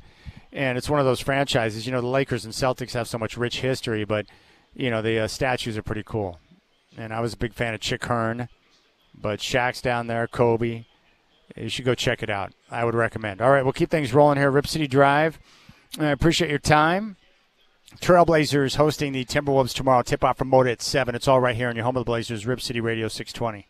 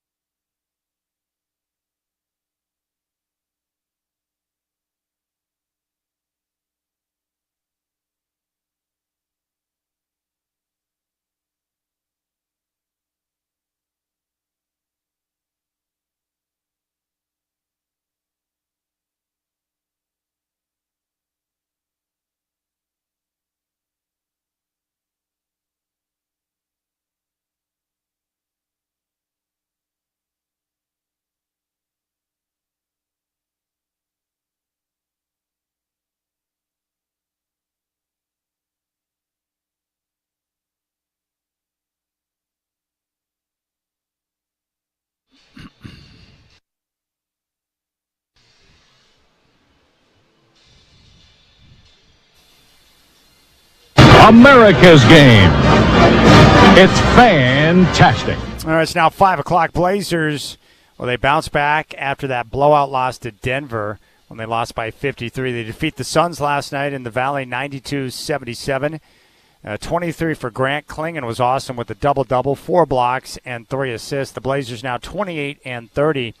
They're going to host the Minnesota Timberwolves tomorrow night at Moda Center. Tip-off will be at 7. All of the action right here in your home of the Blazers, Rip City Radio 620. Chris Burkhardt will have Game Day Live at 5, and I'll be from Moda Center starting at 3 with the Rip City Drive. Denny Avdia, no word on his availability for tomorrow. He exited yesterday's game 1 minute into the action as he tweaked his back once again. Don't forget, tomorrow is a Trailblazer Ticket Tuesday. Your chance to win tickets to an upcoming Trailblazer game at home. We do it each and every Tuesday throughout the entire season right here on Rip City Radio 620. More Rip City Drive coming at you right now.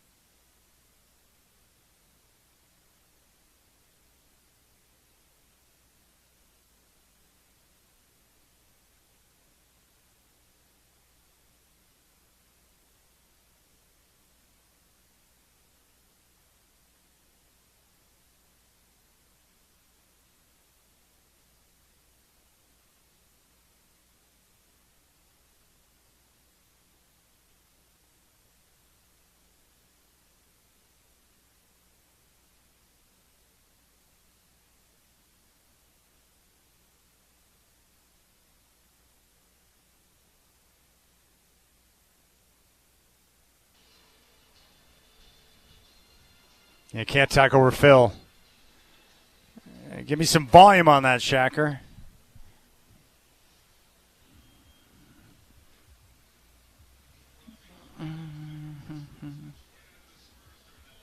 All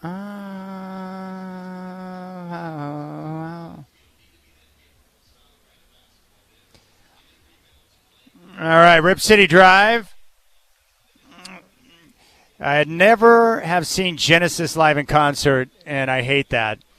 I would say that's right up there near the top. The two bands, Genesis being one, definitely wish I would have seen the Bee Gees in their heyday. But a lot of the bands I loved, were a little bit before my time. Fortunately, a lot of them went on, like tours, their quote-unquote final farewell tours that last for like 20-plus years. But I would love to have seen Genesis. But I did see Phil back in 2019 in Phoenix. His son was playing drums. Phil was, half the concert standing, half the concert in a chair. But it was just great to see him once. All right, you can reach out to me. If you want to jump on board, 503-248-0620 is your telephone number. 503-248-0620.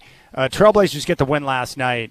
And really, for me, it was all about the response, right? They got whacked by Denver on Friday night, lose by 53 points, an embarrassment. Anytime you give up 157 points, or anytime someone's setting history at your expense, two numbers that went down that you don't want to hear in 2026. The Nuggets scoring a franchise record on the road, 157, and then the Blazers giving up a franchise record for points in a home game to an opponent. Both those numbers are very bad. But I wasn't greatly concerned because, again, it's an 82-game schedule, so it's not like you play a game and all of a sudden that one game is going to cause your entire season to derail. It's not like football. That was a game that you're like, okay, horrible. The question is, how do you respond? It was horrific on so many levels, but I also thought that, the Blazers coming off the All-Star break, had all of a sudden a full complement of players aside from Shaedon Sharpe. So you've got this new issue for Coach Splitter where it's like, dang, we got all these dudes. So he's got to go through and find the right combination of players. What's the right grouping of guys together? How's it going to work? What's our best defensive units? What do I want to do in this situation? What about when teams go small?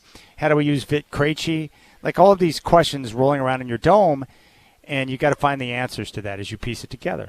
So I think that part of that was just guys getting a feel for one another after, playing most of the season with so many guys out of the lineup. But again, that doesn't excuse giving up that many points, right? So the question was, how are you going to respond? It's one thing to lose a game like that, but if you bounce back and get a road win in Phoenix, then that tells me everything I need to know about you. And it goes back to what Coach Splitter was talking about. In fact, I think he was talking about, details or paying attention to details. But he talked about this after the loss to Denver, attention to detail. Take a listen to some of the key points he touches on. First of all, you're going to guard a guy like Jokic, one of the best players in the world. You got to be at your focus, got to be at 100%. You can't make any mistakes. You put your hand there, he's going to use it, foul. You're not ready for a rotation, we double, we blitz him. You're not ready for rotation, that's an open 3. If you don't read under, he just take you under the rim. You're going to have a small on him. It's going to be a bucket or a foul. So all those little things got to be on point to guard one of the best players in the world. That's who he is. So, and I don't remember another first quarter like that from him. That was spectacular. He really played great. He's one of the greatest players that, touch a basketball court. So, and then if you double him, it's a great passer. It's not a secret. So we got to be ready for everything. And we were not ready tonight. All right. So I thought the Blazers came out focused in the game against Phoenix on the defensive end. The offense was a complete mess. And I think part of that was Denny Avdia exiting the game 1 minute into the action with the back. They struggled to make shots early, but it was the defense. They were flying around. Donovan Clingan was doing a terrific job of protecting the rim. And even Scoot, who did not shoot well, was aggressive on the perimeter, as was Drew Holiday. And their defensive pressure on the banged-up Suns, started to pay dividends in that second quarter. And they took a lead on a 9-0 run. They pushed that lead up to 7 at halftime. And then they really choked out the Suns in that third quarter when they pushed that lead up to 20. And from that point forward, the Suns never got within single digits. So the response and the approach in terms of defensive intensity and what they were trying to do was there. The offensive execution was poor. The turnovers were bad, and the missed free throws were also bad. But, again, the response was good. You get the win, and now you come back home and you take on Minnesota. We knew the 3 games coming out of the All-Star break were tough with Denver, Phoenix, and Minnesota. But if you get that home win tomorrow with the Timberwolves in town and you're 2-1 after the first 3, that's a good way to wash away that 50-point loss to Denver as you continue to move forward. But, again, as we've seen throughout the year, Tiago Splitter has got the guy's ear. All right, let's go out to the phones, 503-248-0620. I brought up the point about Pat Riley saying that he would bring back the coats and ties for the coaches who are now wearing essentially sweatpants on the sideline. Let's go out to Paul in West Lynn. He's got some thoughts. Paul, I appreciate your time, buddy. What are your thoughts on Pat Riley's comments of bringing back the jackets and ties? I have many thoughts, Chad, but first of all, did you really not watch probably the best back-to-back after-school cartoons, which was Transformers followed by G.I. Joe? Did you not watch that as a child? No, of course I did, man. G.I. Joe was amazing, and Transformer was also amazing. Those were great. I watched that. I love Mask. I was trying to go through my list. I'm going to put together my list of like my top 15 cartoons of all time. Thundercats. But Paul, when I was listening to that guy on YouTube today, there were great cartoons that he brought up I had forgotten about. Man, we had it made back then. Oh, Thundercats, Voltron. It was after school, amazing. We did have it made. Now Voltron. Paul, was Voltron? Voltron was the like the defender of the universe. Wasn't it like 5 like mechanical lions or whatever that would form Voltron? Yeah. Yes. And they would all come together and make like a big robot, and it was incredible. You know what? I think it's because we had this nostalgia of we're the same age of loving the 80s and 90s and the Pat Riley and Chuck Daly's dressed so sharp, but I agree with you. I mean, look at the Premier League in soccer. All these coaches are dressed to the nines while their players are running around in shorts and shirts, but they're on the sideline looking very professional, like you said, in charge of billion-dollar clubs. And it sets a standard, and I hate to be negative, but it's just a continuation of, I feel, the degradation of the standards in the NBA. For example, Arlen Nurkic, you probably saw, is now out for the season for a nose surgery. We remember Bill Laimbeer and players with a mask on with broken orbital bones and broken nasal bones. They'd still play, but I guess Nurk's out for the year. We don't know what a foul is anymore. Traveling isn't really called. Players don't want to play 82 games anymore. They complain, but they're all flying first class. In the 80s, they'd be flying commercial until, Detroit and Portland first started getting private planes. But I just feel, unfortunately, standards are being lowered, and it starts with the coach. He sets the tone. He sets the example. We're going to be sharp. We're going to be professional, and I couldn't agree with you more. But I've been listening to you since 3 o'clock, and you got me going with the cartoons. it just hurt me that you neglected G.I. Joe and Transformers, because that was the best part of coming home after school. Dude, you know what's great, man, is like, G.I. Joe was like, the great thing about G.I. Joe is like, it was, first of all, it was the first cartoon where I ever heard them say, like, let's go kick some Cobra butt. Like, they said butt, and I was blown away by that. But that was actually, dude, if you go back and watch those now, Paul, the storylines and the action and the way that the dialogue, it was actually pretty high level for a kid's cartoon. It was sensationally done. Well done. It was incredible. And then the other memory lane was, as kids, do you remember they'd have WWF or WWE late at night, the main event? Instead of Saturday Night Live, they would have Hulk Hogan, Body Slam, and Andre, and that felt like a real treat to see WWF at 11:30 at night. No, I agree, man. Dude, it's so good. I love it, man. Paul, that's a great phone call. Thank you so much. Yeah, so many good things. The other one I love, too, how about Inspector Gadget? Remember that open? Pretty amazing.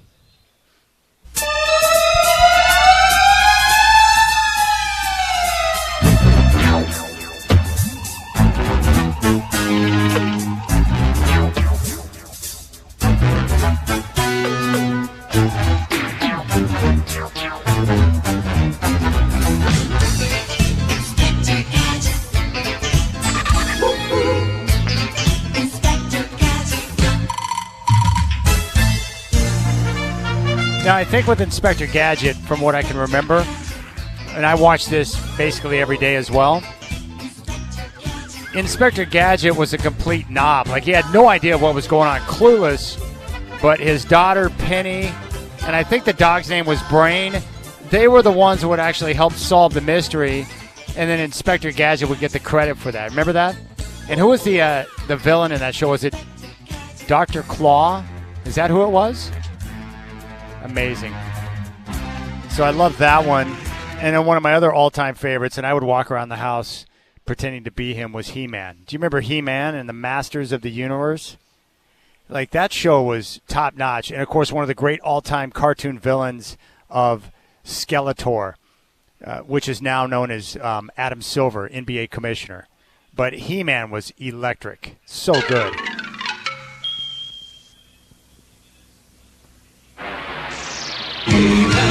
And the Masters of the Universe. I am Adam, Prince of Eternia and defender of the secrets of Castle Grayskull. This is Cringer, my fearless friend. Fabulous secret powers were revealed to me the day I held aloft my magic sword and said, "By the power of Grayskull."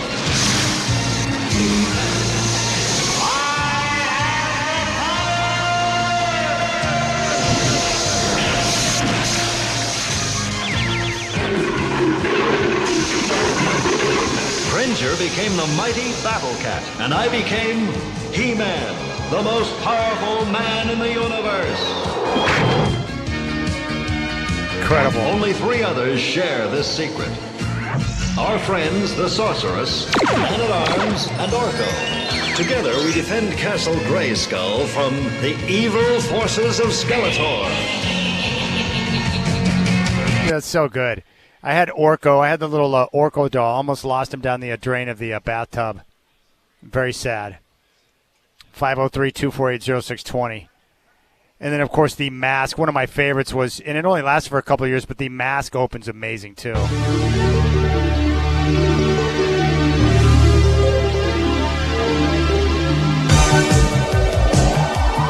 It's got such an 80s sound. Crusaders working overtime, fighting crime, secret raiders who will neutralize soon as they arrive. The soundtrack is gonna lead the mission, and Spectrum's got the supervision. Mask is the mighty power that can save the day. You know, the sad part, what do kids do now? Do they have cartoons? Or just got the YouTube? They got the little iPads. Dude, this stuff was the bomb, man. After school snacks, and I would lock in on the cartoons. Dude, even Pino. I couldn't believe it, but Brian Noe, Fox Sports Radio, is a big fan of Mask as well. All right, there you have it. Now we get back to the sharp dress legs, or what is it? Sharp dress man? Sharp dress man. Yeah, there you go. A little ZZ Top for you. Great beards. Oh, man, 80s cartoons. I just can't believe it. Saturday mornings were amazing, and then after school every day was amazing. G.I. Joe was awesome. All right, 503-248-0620 is your telephone number. You got the Rip City Drive. I'm live at the BetMGM Sportsbook at Spirit Mountain Casino. Blazers and Timberwolves tomorrow. Tip-off at 7. Chris Burkhardt with Blazers Game Day at 5 on your home of the Blazers.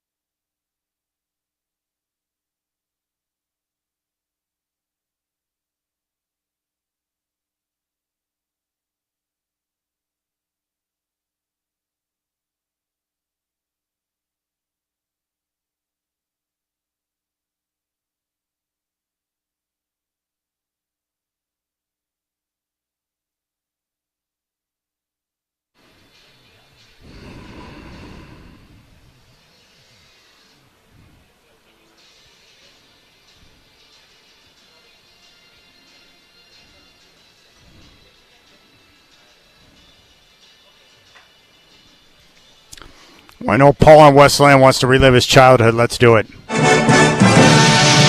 Yo, Joe! He'll fight for freedom wherever there's trouble. G.I. Joe is there. G.I. Joe, American hero. G.I. Joe is there.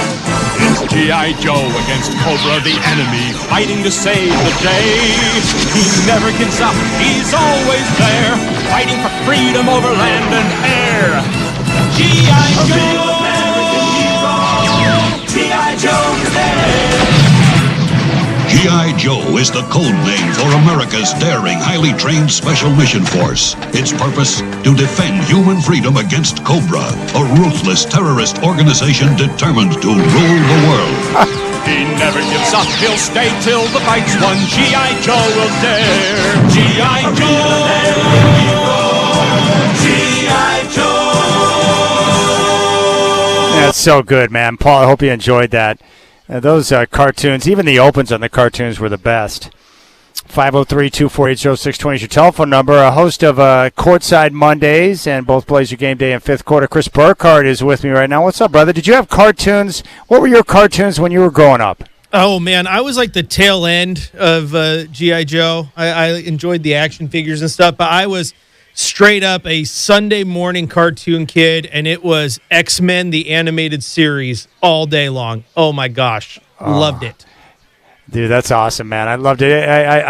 I feel bad for kids now. Like, do your girls, did they grow up watching cartoons, or they're just watching their videos on the iPad or whatever? No, they do. They just binge watch everything that drops on Netflix and Disney Plus, like Gravity Falls. See, Gravity Falls came out like a decade ago, and then it ended up getting back on the streaming services, and then my kids found it and loved it. So, yeah, they still have their cartoons, just partaking it a little different than we had to.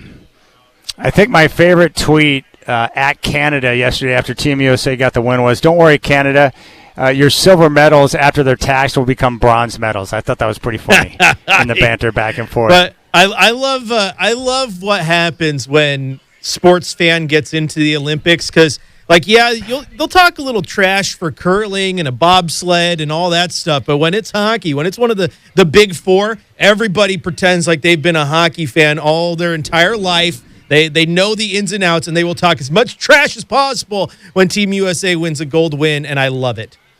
Yeah, I'm a casual, but I think what makes it great is that it means so much to Canada. And it just drives them bonkers that they drop that game. Like, they hate that because hockey is everything to them. It's killing them right now. Oh, my gosh. Between the Stanley Cup drought and then losing the Team USA in the gold medal game, yeah, it's a rough day for their national pastime. Well, we just got word. I saw it come down the pipe from Sean Hyken, also the Trailblazers PR staff. Denny Avdia has been ruled out for the game tomorrow against Minnesota with lower back injury maintenance. So not a surprise based on what we saw yesterday. And, maybe this is just something that he's going to have to continue to manage throughout the rest of the year because, with the backs are always tricky. But, my guess is, a few days off or missing a few games is not going to solve the issue. This is probably going to take an off season of just continued work and treatment to finally get it where it's supposed to be.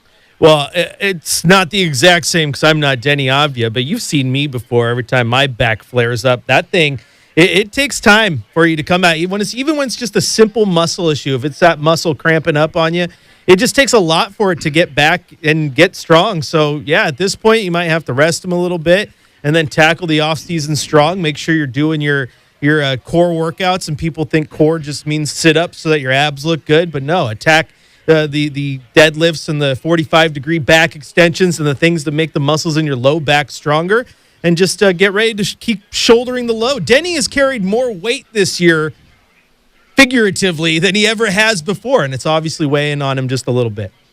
Yeah, that's 100% true. He has been carrying a big load, and he's among the league leaders in minutes played as well. He's been terrific. I thought, coming off that game against Denver, which was a disaster, I just was curious to see what their response would be. And I thought defensively, I like how they set the tone early and they continue to apply pressure. The offense and the game was just really a rough watch for most of the first half yesterday, but the defense created the offense for the Blazers yesterday. And so while it wasn't perfect, they went in and did what they had to do. They took advantage of a shorthanded Sun team on the road and got the win coming off the 50-point loss. So I saw what I needed to see defensively from them. What did you think about the bounce-back effort against Phoenix? Yeah, the offense was horrid. It was bad. They weren't going to win that game with the offense side of the ball. They needed their defense locked in, and considering the way that defense just got punched in the mouth against Denver, that's where they needed to respond. They needed to respond on the defensive side of the basketball, and that's exactly what they did. And I know people will be like, well, there's no Dylan Brooks, there's no Devin Booker, and yeah, those things matter, but at the same time, Colin Gillespie torched them just a few weeks ago inside Moda Center. You still got to play those guys and lock in, and they did. So I really like the way they responded on the defensive end. They still got to figure out their flow offensively, though.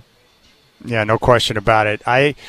Donovan Clingan, you and I have talked a lot about him and, the struggles he's had defending in space, but how great was he yesterday? The turnovers were a problem with 5, but double-double, the block shots. I mean, he was out there mixing it up with guys, like being the enforcer that the team wants him to be. I just thought he played a terrific basketball game, and he had multiple lobs at the rim that he was able to control and throw down, showing better hands. I just thought he was great. He even had one where after the game, Kevin Calabro asked him about it. He's like, yeah, I didn't think I actually could get up to that basketball. He was just one of those nights where he was just on, and I said it on the fifth quarter. I think that was the most explosive game we've seen out of Donovan Clingan, and I have long been on his rear end wanting him to play like a big man.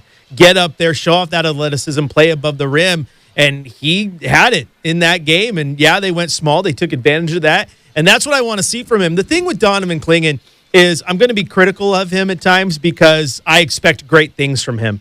The fact that he's doing what he's doing in his first year as a full starter, second year in the league after, getting the cardio up and all that stuff, like he has the signs that he could be a legit star center in this league if he continues to grow, and I think he will. And you're starting to see the comps. Like, go on social media, Chad, and you'll be like, guys, this guy reminds me of a young Mark Gasol. And I'm just sitting there going, well, if Donovan Clingan turns into Mark Gasol, Portland's in a pretty darn good spot, let me tell you what, because he was damn good. So, yeah, I love what the Blazers are getting out of him, bringing it defensively. The offensive game is coming around. He's an anchor, man. He's the reason they won that game last night. All right, what's your take on I've had some Blazer fans engaging with me. They don't want to sacrifice the lottery pick and have it conveyed to Chicago if the team were to make the playoffs. That's exactly what would happen. The team obviously is trying to win right now. Like, where do you stand on lottery pick versus being a playoff team? How do you see it? Chad, it's the same way I've been on this even when the team was tanking, but even more so now with where they're at. I think getting into the play-in, and even if you get into the play-in and you get bounced, cool, you're back in the lottery. But if you get through and you get a playoff series, even if they go and they're the 8th seed and they get bounced by OKC in 4 games or they get bounced by San Antonio in 4 games, those games in the play-in and then those games in the playoff, I think are so valuable to a young team like this who is obviously putting their steps moving forward. Like, they're not moving backward. They are going the direction they want to go. So I don't think, okay, I really want to get into the lottery to have a chance at a high pick or get another lottery pick onto this team. No, at some point, you have got to just gas down to the floor and just go for it. And going into the playoff with this young team is doing that, even if they lose. Because you and I have been around this league long enough to know that playoffs are different. They're officiated a little tighter. The game is more physical. The rotations are tighter. So you put Donovan Clingan and Scoot, and you put Tumani, and you put Shea if he's healthy, and Denny, and those guys in those situations they haven't been in before. Then you go into a season, off season, where you work on all the things that you know it takes to be a good playoff team, and you get Dame back, etc. You're in an excellent spot. So I do not want the lottery. If you get it, you get it. But I want them to make it to an actual playoff series because there is so much value in that for a young basketball team.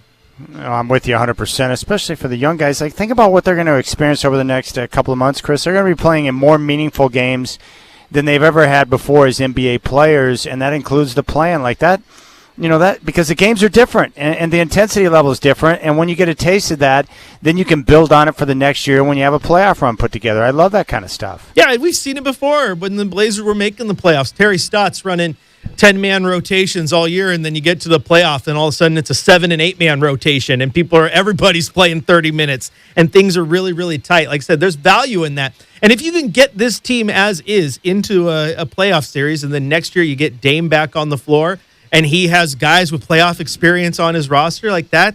Again, that's absolutely huge for a team like this to build off of. I think that's more important than getting a lottery pick. And then what do? Do you get a lottery pick, and then next year at the All-Star break, do you start the conversation again? Oh, do we want to really make the playoff, or should we try to go for the lottery again? No, just playoffs. You want to win. That's where you want to be.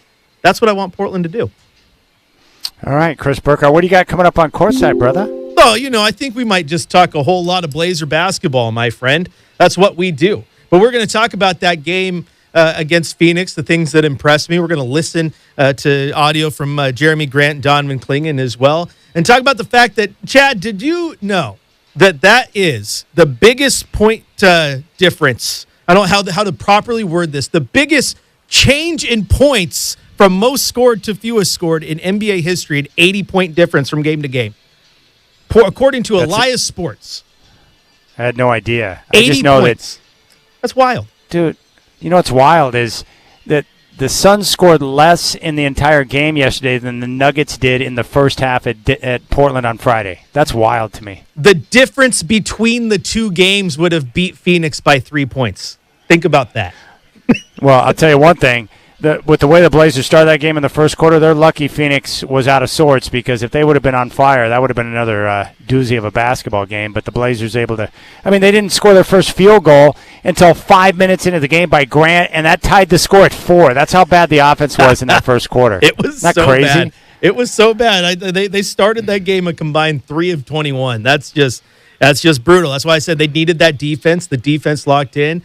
And then Donovan Clingan came up huge. And here's the thing, Chad. People get upset because of the way that game happened against Denver. Well, in an NBA season, especially when you're the Blazers team, who is a play-in team right now. They might make the playoffs, but they are a play-in team. You're going to have great games. You're going to have bad games. You're going to have ugly losses. You're going to have ugly wins. It's all a part of the maturation process. It's all a part of a team that's out there growing. And quite honestly, I like the fact that even though the offense was ugly, they were able to fix some of the things that were very, very bad against Denver. That's a good thing to me. That's a sign that they're hearing what coach is saying. They're trying to do their best moving forward. And now we get the chance to see this here, Chad, because, yes, they have a game against Minnesota coming up. But after that schedule gets so easy. That 5-game East Coast trip, like the only air quotes tough team is Houston. Outside of that, it's teams that are outside of the play-in or in the exact same spot Portland is in the East, like Charlotte and Atlanta. But those are teams that are beatable teams if you're playing your best basketball. So this is a stretch for the Blazers where they're going to end up winning more than they lose if they play how we know they can. Yeah, coming up. So they got Minnesota tomorrow, tough game. At Chicago, at Charlotte, at Atlanta, at Memphis, at Houston, home for Indiana, Charlotte, Utah. That's an incredible stretch of winnable basketball games. Phenomenal. Yeah, and then right after that, you're back on the road, and you have Brooklyn and Indiana on that trip, and then you come back home, and you have Brooklyn, Milwaukee, Dallas, and Washington. 4 games in a row. Those are 4 teams that are not in their conference's playoff races right now. So this is an easier stretch for Portland, which is also a chance where maybe you take advantage of that and you do sit Denny just a little bit and see where he can get healthy and pick and choose when he plays. But no, this is a stretch of basketball where as long as they're playing good basketball, they're going to win. So I'm excited to see what they do the rest of the way. All right, you got it. I appreciate you, buddy. Enjoy the show tonight. Courtside Monday coming up at 6 o'clock. There's Chris Burkhardt. All right, Blazers in action tomorrow with Minnesota. And, I'm excited about the push for the play-in. They're going to be a part of the postseason. And that's what I'm excited about. So, we're going to see them playing more meaningful games. The young core is going to get some good experience. And it's all around going to be a good thing for the team. And if they don't make it through the play-in and they get to keep their lottery pick, that's a win too. I just see it as a win-win situation. And the good thing about Joe Cronin is that he has restocked the cupboard, so with or without that pick this year, they still have tools to work with to continue to improve their roster, both through draft picks and some of the pieces they have on the roster. So they got the ability to go out and make things happen. All right, you can reach out to me, 503-248-0620. One thing I might suggest, I'm seeing it here at Spirit Mountain, Detroit is playing San Antonio right now, 61-58 Spurs in the third quarter. But Detroit is one of those basketball teams. If you haven't watched a lot of Pistons basketball this year, I would make time to watch them play. Young, energetic, they're physically tough, they defend. They got some very good players, including Cade Cunningham and Jalen Duren, but that's a team you want to watch. And I can't wait until the postseason because there's a couple of matchups I'm excited to see. Denver and San Antonio and Oklahoma City, or Denver and Oklahoma City. I need a rematch from that classic series last year. But in the Eastern Conference, a Knicks-Pistons series would be fabulous basketball, and we need that. And so I'm looking forward to seeing how the Pistons play. My only concern about them is, if they get forced into a half-court affair come postseason time, the game always slows down, as you know, and especially against a team like the Knicks. How well would the Pistons be able to execute and get shots in their half-court offense? Can they do it? I don't know the answer to that, and it is one of the big concerns. But this game right now is a classic. Detroit and San Antonio, that's one of those Monday night games. I think it's on Peacock, but the Pistons are a fun team to watch. And the Spurs are interesting, too, because they're one of the best teams in the NBA. They're quietly kind of sneaking themselves up. But right now in the Eastern Conference, Detroit is on top, 42-13. They're 5.5 games in front of Boston, 6.5 in front of the Knicks. And how about the Celtics being number 2 in the East right now and not having Jason Tatum for the entire season? What a coaching job by Joe Mazzulla. So you've got Detroit, Boston, New York, Cleveland. And I think of those three, Cleveland, New York, and Detroit are three legit contenders, but maybe Boston's going to fit into that mix as well. In the West, you've got Oklahoma City at the top, 3 games in front of the Spurs, and 8 games in front of the Nuggets. So your top 2 teams in the West will be Oklahoma City and San Antonio in some order. And after that, Denver is 3rd, followed by Houston, the Lakers, and Minnesota. So I see really 3 teams in the East, Detroit, New York, Cleveland. 3 teams in the West, Oklahoma City, San Antonio, and Denver. And those are kind of your key contenders. All right, we'll keep things rolling here, live from the BetMGM Sportsbook at Spirit Mountain Casino. Courtside Monday with Chris Burkhart's coming up at 6. I appreciate your time. Hope you're enjoying your Monday, even though the weather is horrendous outside. Gray in all directions, raining sideways, and cold. Outside of that, it's good. This is not golfing weather, in case you were wondering. All right, we'll keep things rolling here. Don't forget Trailblazers and Timberwolves tomorrow. Tip-off at 7 right here in your home of the Blazers, Rip City Radio 620.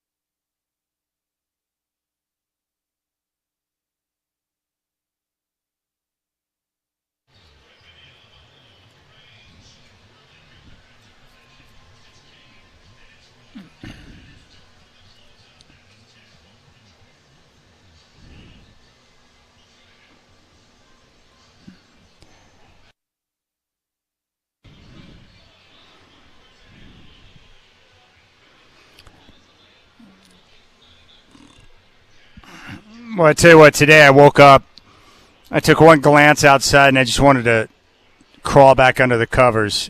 Just horrendous. The whole drive down to Spirit Mountain today, too, nothing but rain. The misery driving. You know, it's funny. It's like when I first got my driver's license, I'm sure some of you can relate to this, I drove anywhere for no reason at all. It didn't matter how long it took, where I was going. I just wanted to drive. But as you get older, driving becomes a little less appealing. You know, so it's like, oh my gosh, I got to drive here, I got to drive there, especially when it's like raining and the conditions are hideous. And now with my eyesight, you know, I don't see quite as well as I used to. So like nighttime driving is a bit of a disaster. Oh my gosh, whatever. I just can't wait for I looked at it. When is it? March? My favorite day of the year. It's one of my favorite days. You know, people talk about Christmas and this and that, but one of my favorite days of the year, and it's coming up March 8th, daylight savings time, where we're going to set the clocks ahead, and we lose an hour's sleep, so it takes a couple of days to adjust to that because it jacks up your body. But it's well worth it in my mind because I love the long days. Because long days mean summertime's right around the corner, long days mean better weather's around the corner, and long days means golf season's about to begin. Like, that is my absolute favorite time of the year. Basically from mid-April all the way until the end of September. And then, of course, we change the clocks again in October. But, like, that 6-month stretch is, like, to me, it's like, it's the best. I just love the long days, man. I love getting up early, seeing the sunshine. I love, you know, the sunsets that come late at night. You can be out in the summertime enjoying the warmth. And today's not one of those days. And no matter what I do, I can't get warm. You layer up, you do this, a little bit of that, and none of it works. Oh, yeah. But the Blazers are going to be back in action tomorrow. Now, tomorrow, because it's a shorter show, 3 to 5 before game day, because I'll be at Moda Center. The Blazers play tomorrow. We'll do Trailblazer Ticket Tuesday. We'll do that at 4 o'clock. So your chance to win just by listening to me. And we do Trailblazer Ticket Tuesday on every Tuesday, and we give away tickets to every single Trailblazers home game throughout the season. So it's a way for you to get to games. And, you know, this is a fun team to watch. Yeah, I do like this group, and they're going to get better. I just like the young core. You know, Donovan Klingon was a good example of that last night. I can't talk about him enough, and he'll never get the attention he deserves because he's not flashy like some of the other guys. But Donovan Klingon, like, he's the type of player you want on your team because no matter what the coach is asking him, he's willing to do it. But I thought he was really scrappy last night, grabbing the rebounds, blocking the shots, and then he was out there mixing it up with some of the guys on the other team. I mean, he's an irritant because he's physical. And, you know, guys will push him and, you know, take some shots at him once in a while, but he enjoys that. I like guys that are tough. I don't like guys that flop around and fall down like they've been sniped at no contact. Like, LeBron's been doing a lot of that lately. It's like, come on, man, what are you doing, Bron? Be better. You don't need to act like that. But Donovan Klingon's not that type of guy. He does dirty work. He'll do whatever the coaches ask him to do, and he just continues to scrap. And that was a gutty performance. You know, he had turnover issues yesterday, but continued to fight. The block shots, I thought he and Kamara at the rim were terrific yesterday. And Kamara had a quiet, good game. You know, he leads the league in miles traveled on defense by a large margin, working really hard. You know, he had the shooting struggles early, but I thought defensively he was great yesterday. Had a double-double points, rebounds.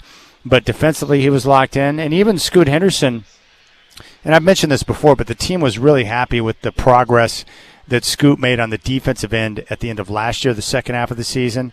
And what's great about Scoot, even though he's young, he's got such a physical body, very strong.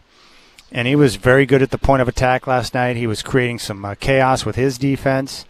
You know, Thibault flew around when he was on the floor. There were just a lot of guys who were working really hard. Robert Williams has been, I still can't believe the stat. He leads the league in three-point shots blocked. So he's, for a guy of his size, he has a good ability to get out and contest at the three-point line.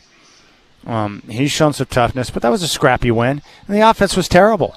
But, you know, in the NBA, you're not always in fact, in most nights, because the season's so long, you're not going to have your best stuff. You're not going to have your best offense. You're going to go through lulls where you're not making threes. And if you're the Blazers, you have many lulls where you're not making threes because they don't shoot at a high percentage from downtown. So the question is like, well, how do you win when you don't have your best offense? Well, you do it by defense, rebounding, defense, creating opportunities in transition because you're able to get steals and force turnovers. And, they brought that type of pressure yesterday. And they took advantage of a Suns team that was without, key players like Dylan Brooks and Devin Booker.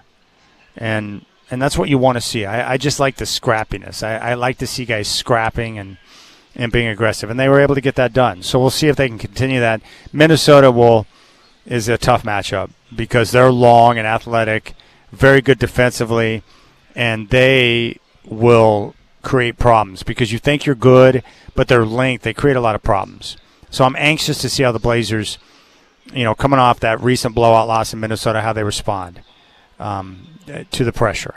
And a tough matchup for Donovan Clingan because of Rudy Gobert, but it's an opportunity for Portland. Like if they can get that win before the 5-game road trip and you beat a quality team like Minnesota at home, you'll feel a lot better about yourself before you take off on the road trip. So we'll see. But like I said, it's a win-win situation because no matter what happens, if you win and you make the playoffs, you get through the play, and that's great. If you lose and you miss out, then you get a lottery pick. But in any event, the guys will get that experience of playing in meaningful games and in the play-in situation, which is a playoff-type format. So I just see it, as a win. And typically, for the most part, how it's been throughout the course of my life is players in the NBA teams, there's it's like a rite of passage where you have to learn how to win in the postseason. You have to go through some tough losses, and you continue to build on that until you're able to learn what it takes to get over the hump. That's why I was mentioning Detroit earlier, because they're kind of that team where, a couple of years ago they had the worst record in the NBA. And then they're able to bounce back and be a surprise team, make the postseason. And now we'll see if they're able to build on that with the best record in the Eastern Conference. Like, I like that process, the process of playing and getting better. So we'll see what happens. And I've got another question. So do you know exactly what happened to Denny in last night's game? Yeah, he just strained his back. He's going to be out. They've ruled him out for the game tomorrow against Minnesota. There is a car crash he was involved in, and not his fault, but he was hit by another car who ran a red light. So it's the injury or the back issues, the flare-up started happening after that accident, so that could be, maybe related. I don't know. No one's ever really said. But I think there's a difference between back issue and, like, hurt or severely injured, right? Like, it's not like Denny's had, like, back surgery and having things fused. He's just, I think it could be an alignment issue where he's just trying to get his back right. And sometimes when it's off, it takes a while to get it to where you need to. And that comes through your strength training, through your physical therapy, through your chiropractic adjustments, through the massage. That's an entire process. The good thing is about these players, like, I would love it, man. They got the whole training staff. They got the massage therapist. They got the access to the chiropractic care. Everything you need as a player is right there for you. And, they're monitoring that daily with Denny to make sure he gets himself in the right spot. The one thing he needs is to, and we've seen this before, like when the back's right, he's much more explosive. He's fresh. And with Denny, it's important to have that body aligned properly because he's such a physical player. Denny's not out there with light contact. I mean, he is looking to initiate contact. He gets into the paint. So he's not only is he playing big minutes and carrying a load for the Blazers with his responsibility, but, the physicality in his game, he's going to get bumps and bruises. All right, big thanks to Dwight James for talking Olympic hockey and Team USA with us. Sean Hyken for making an appearance to update us on Denny Avdia and the Trailblazers. And Chris Burkhart, who's got Courtside Monday coming up next. Big thanks to Michael Shacker for engineering the program. You guys have a wonderful evening, and I will talk to you tomorrow live from Moda Center with the Rip City Drive starting at 3, and then Trailblazer Ticket Tuesday at 4 o'clock. Have a good night.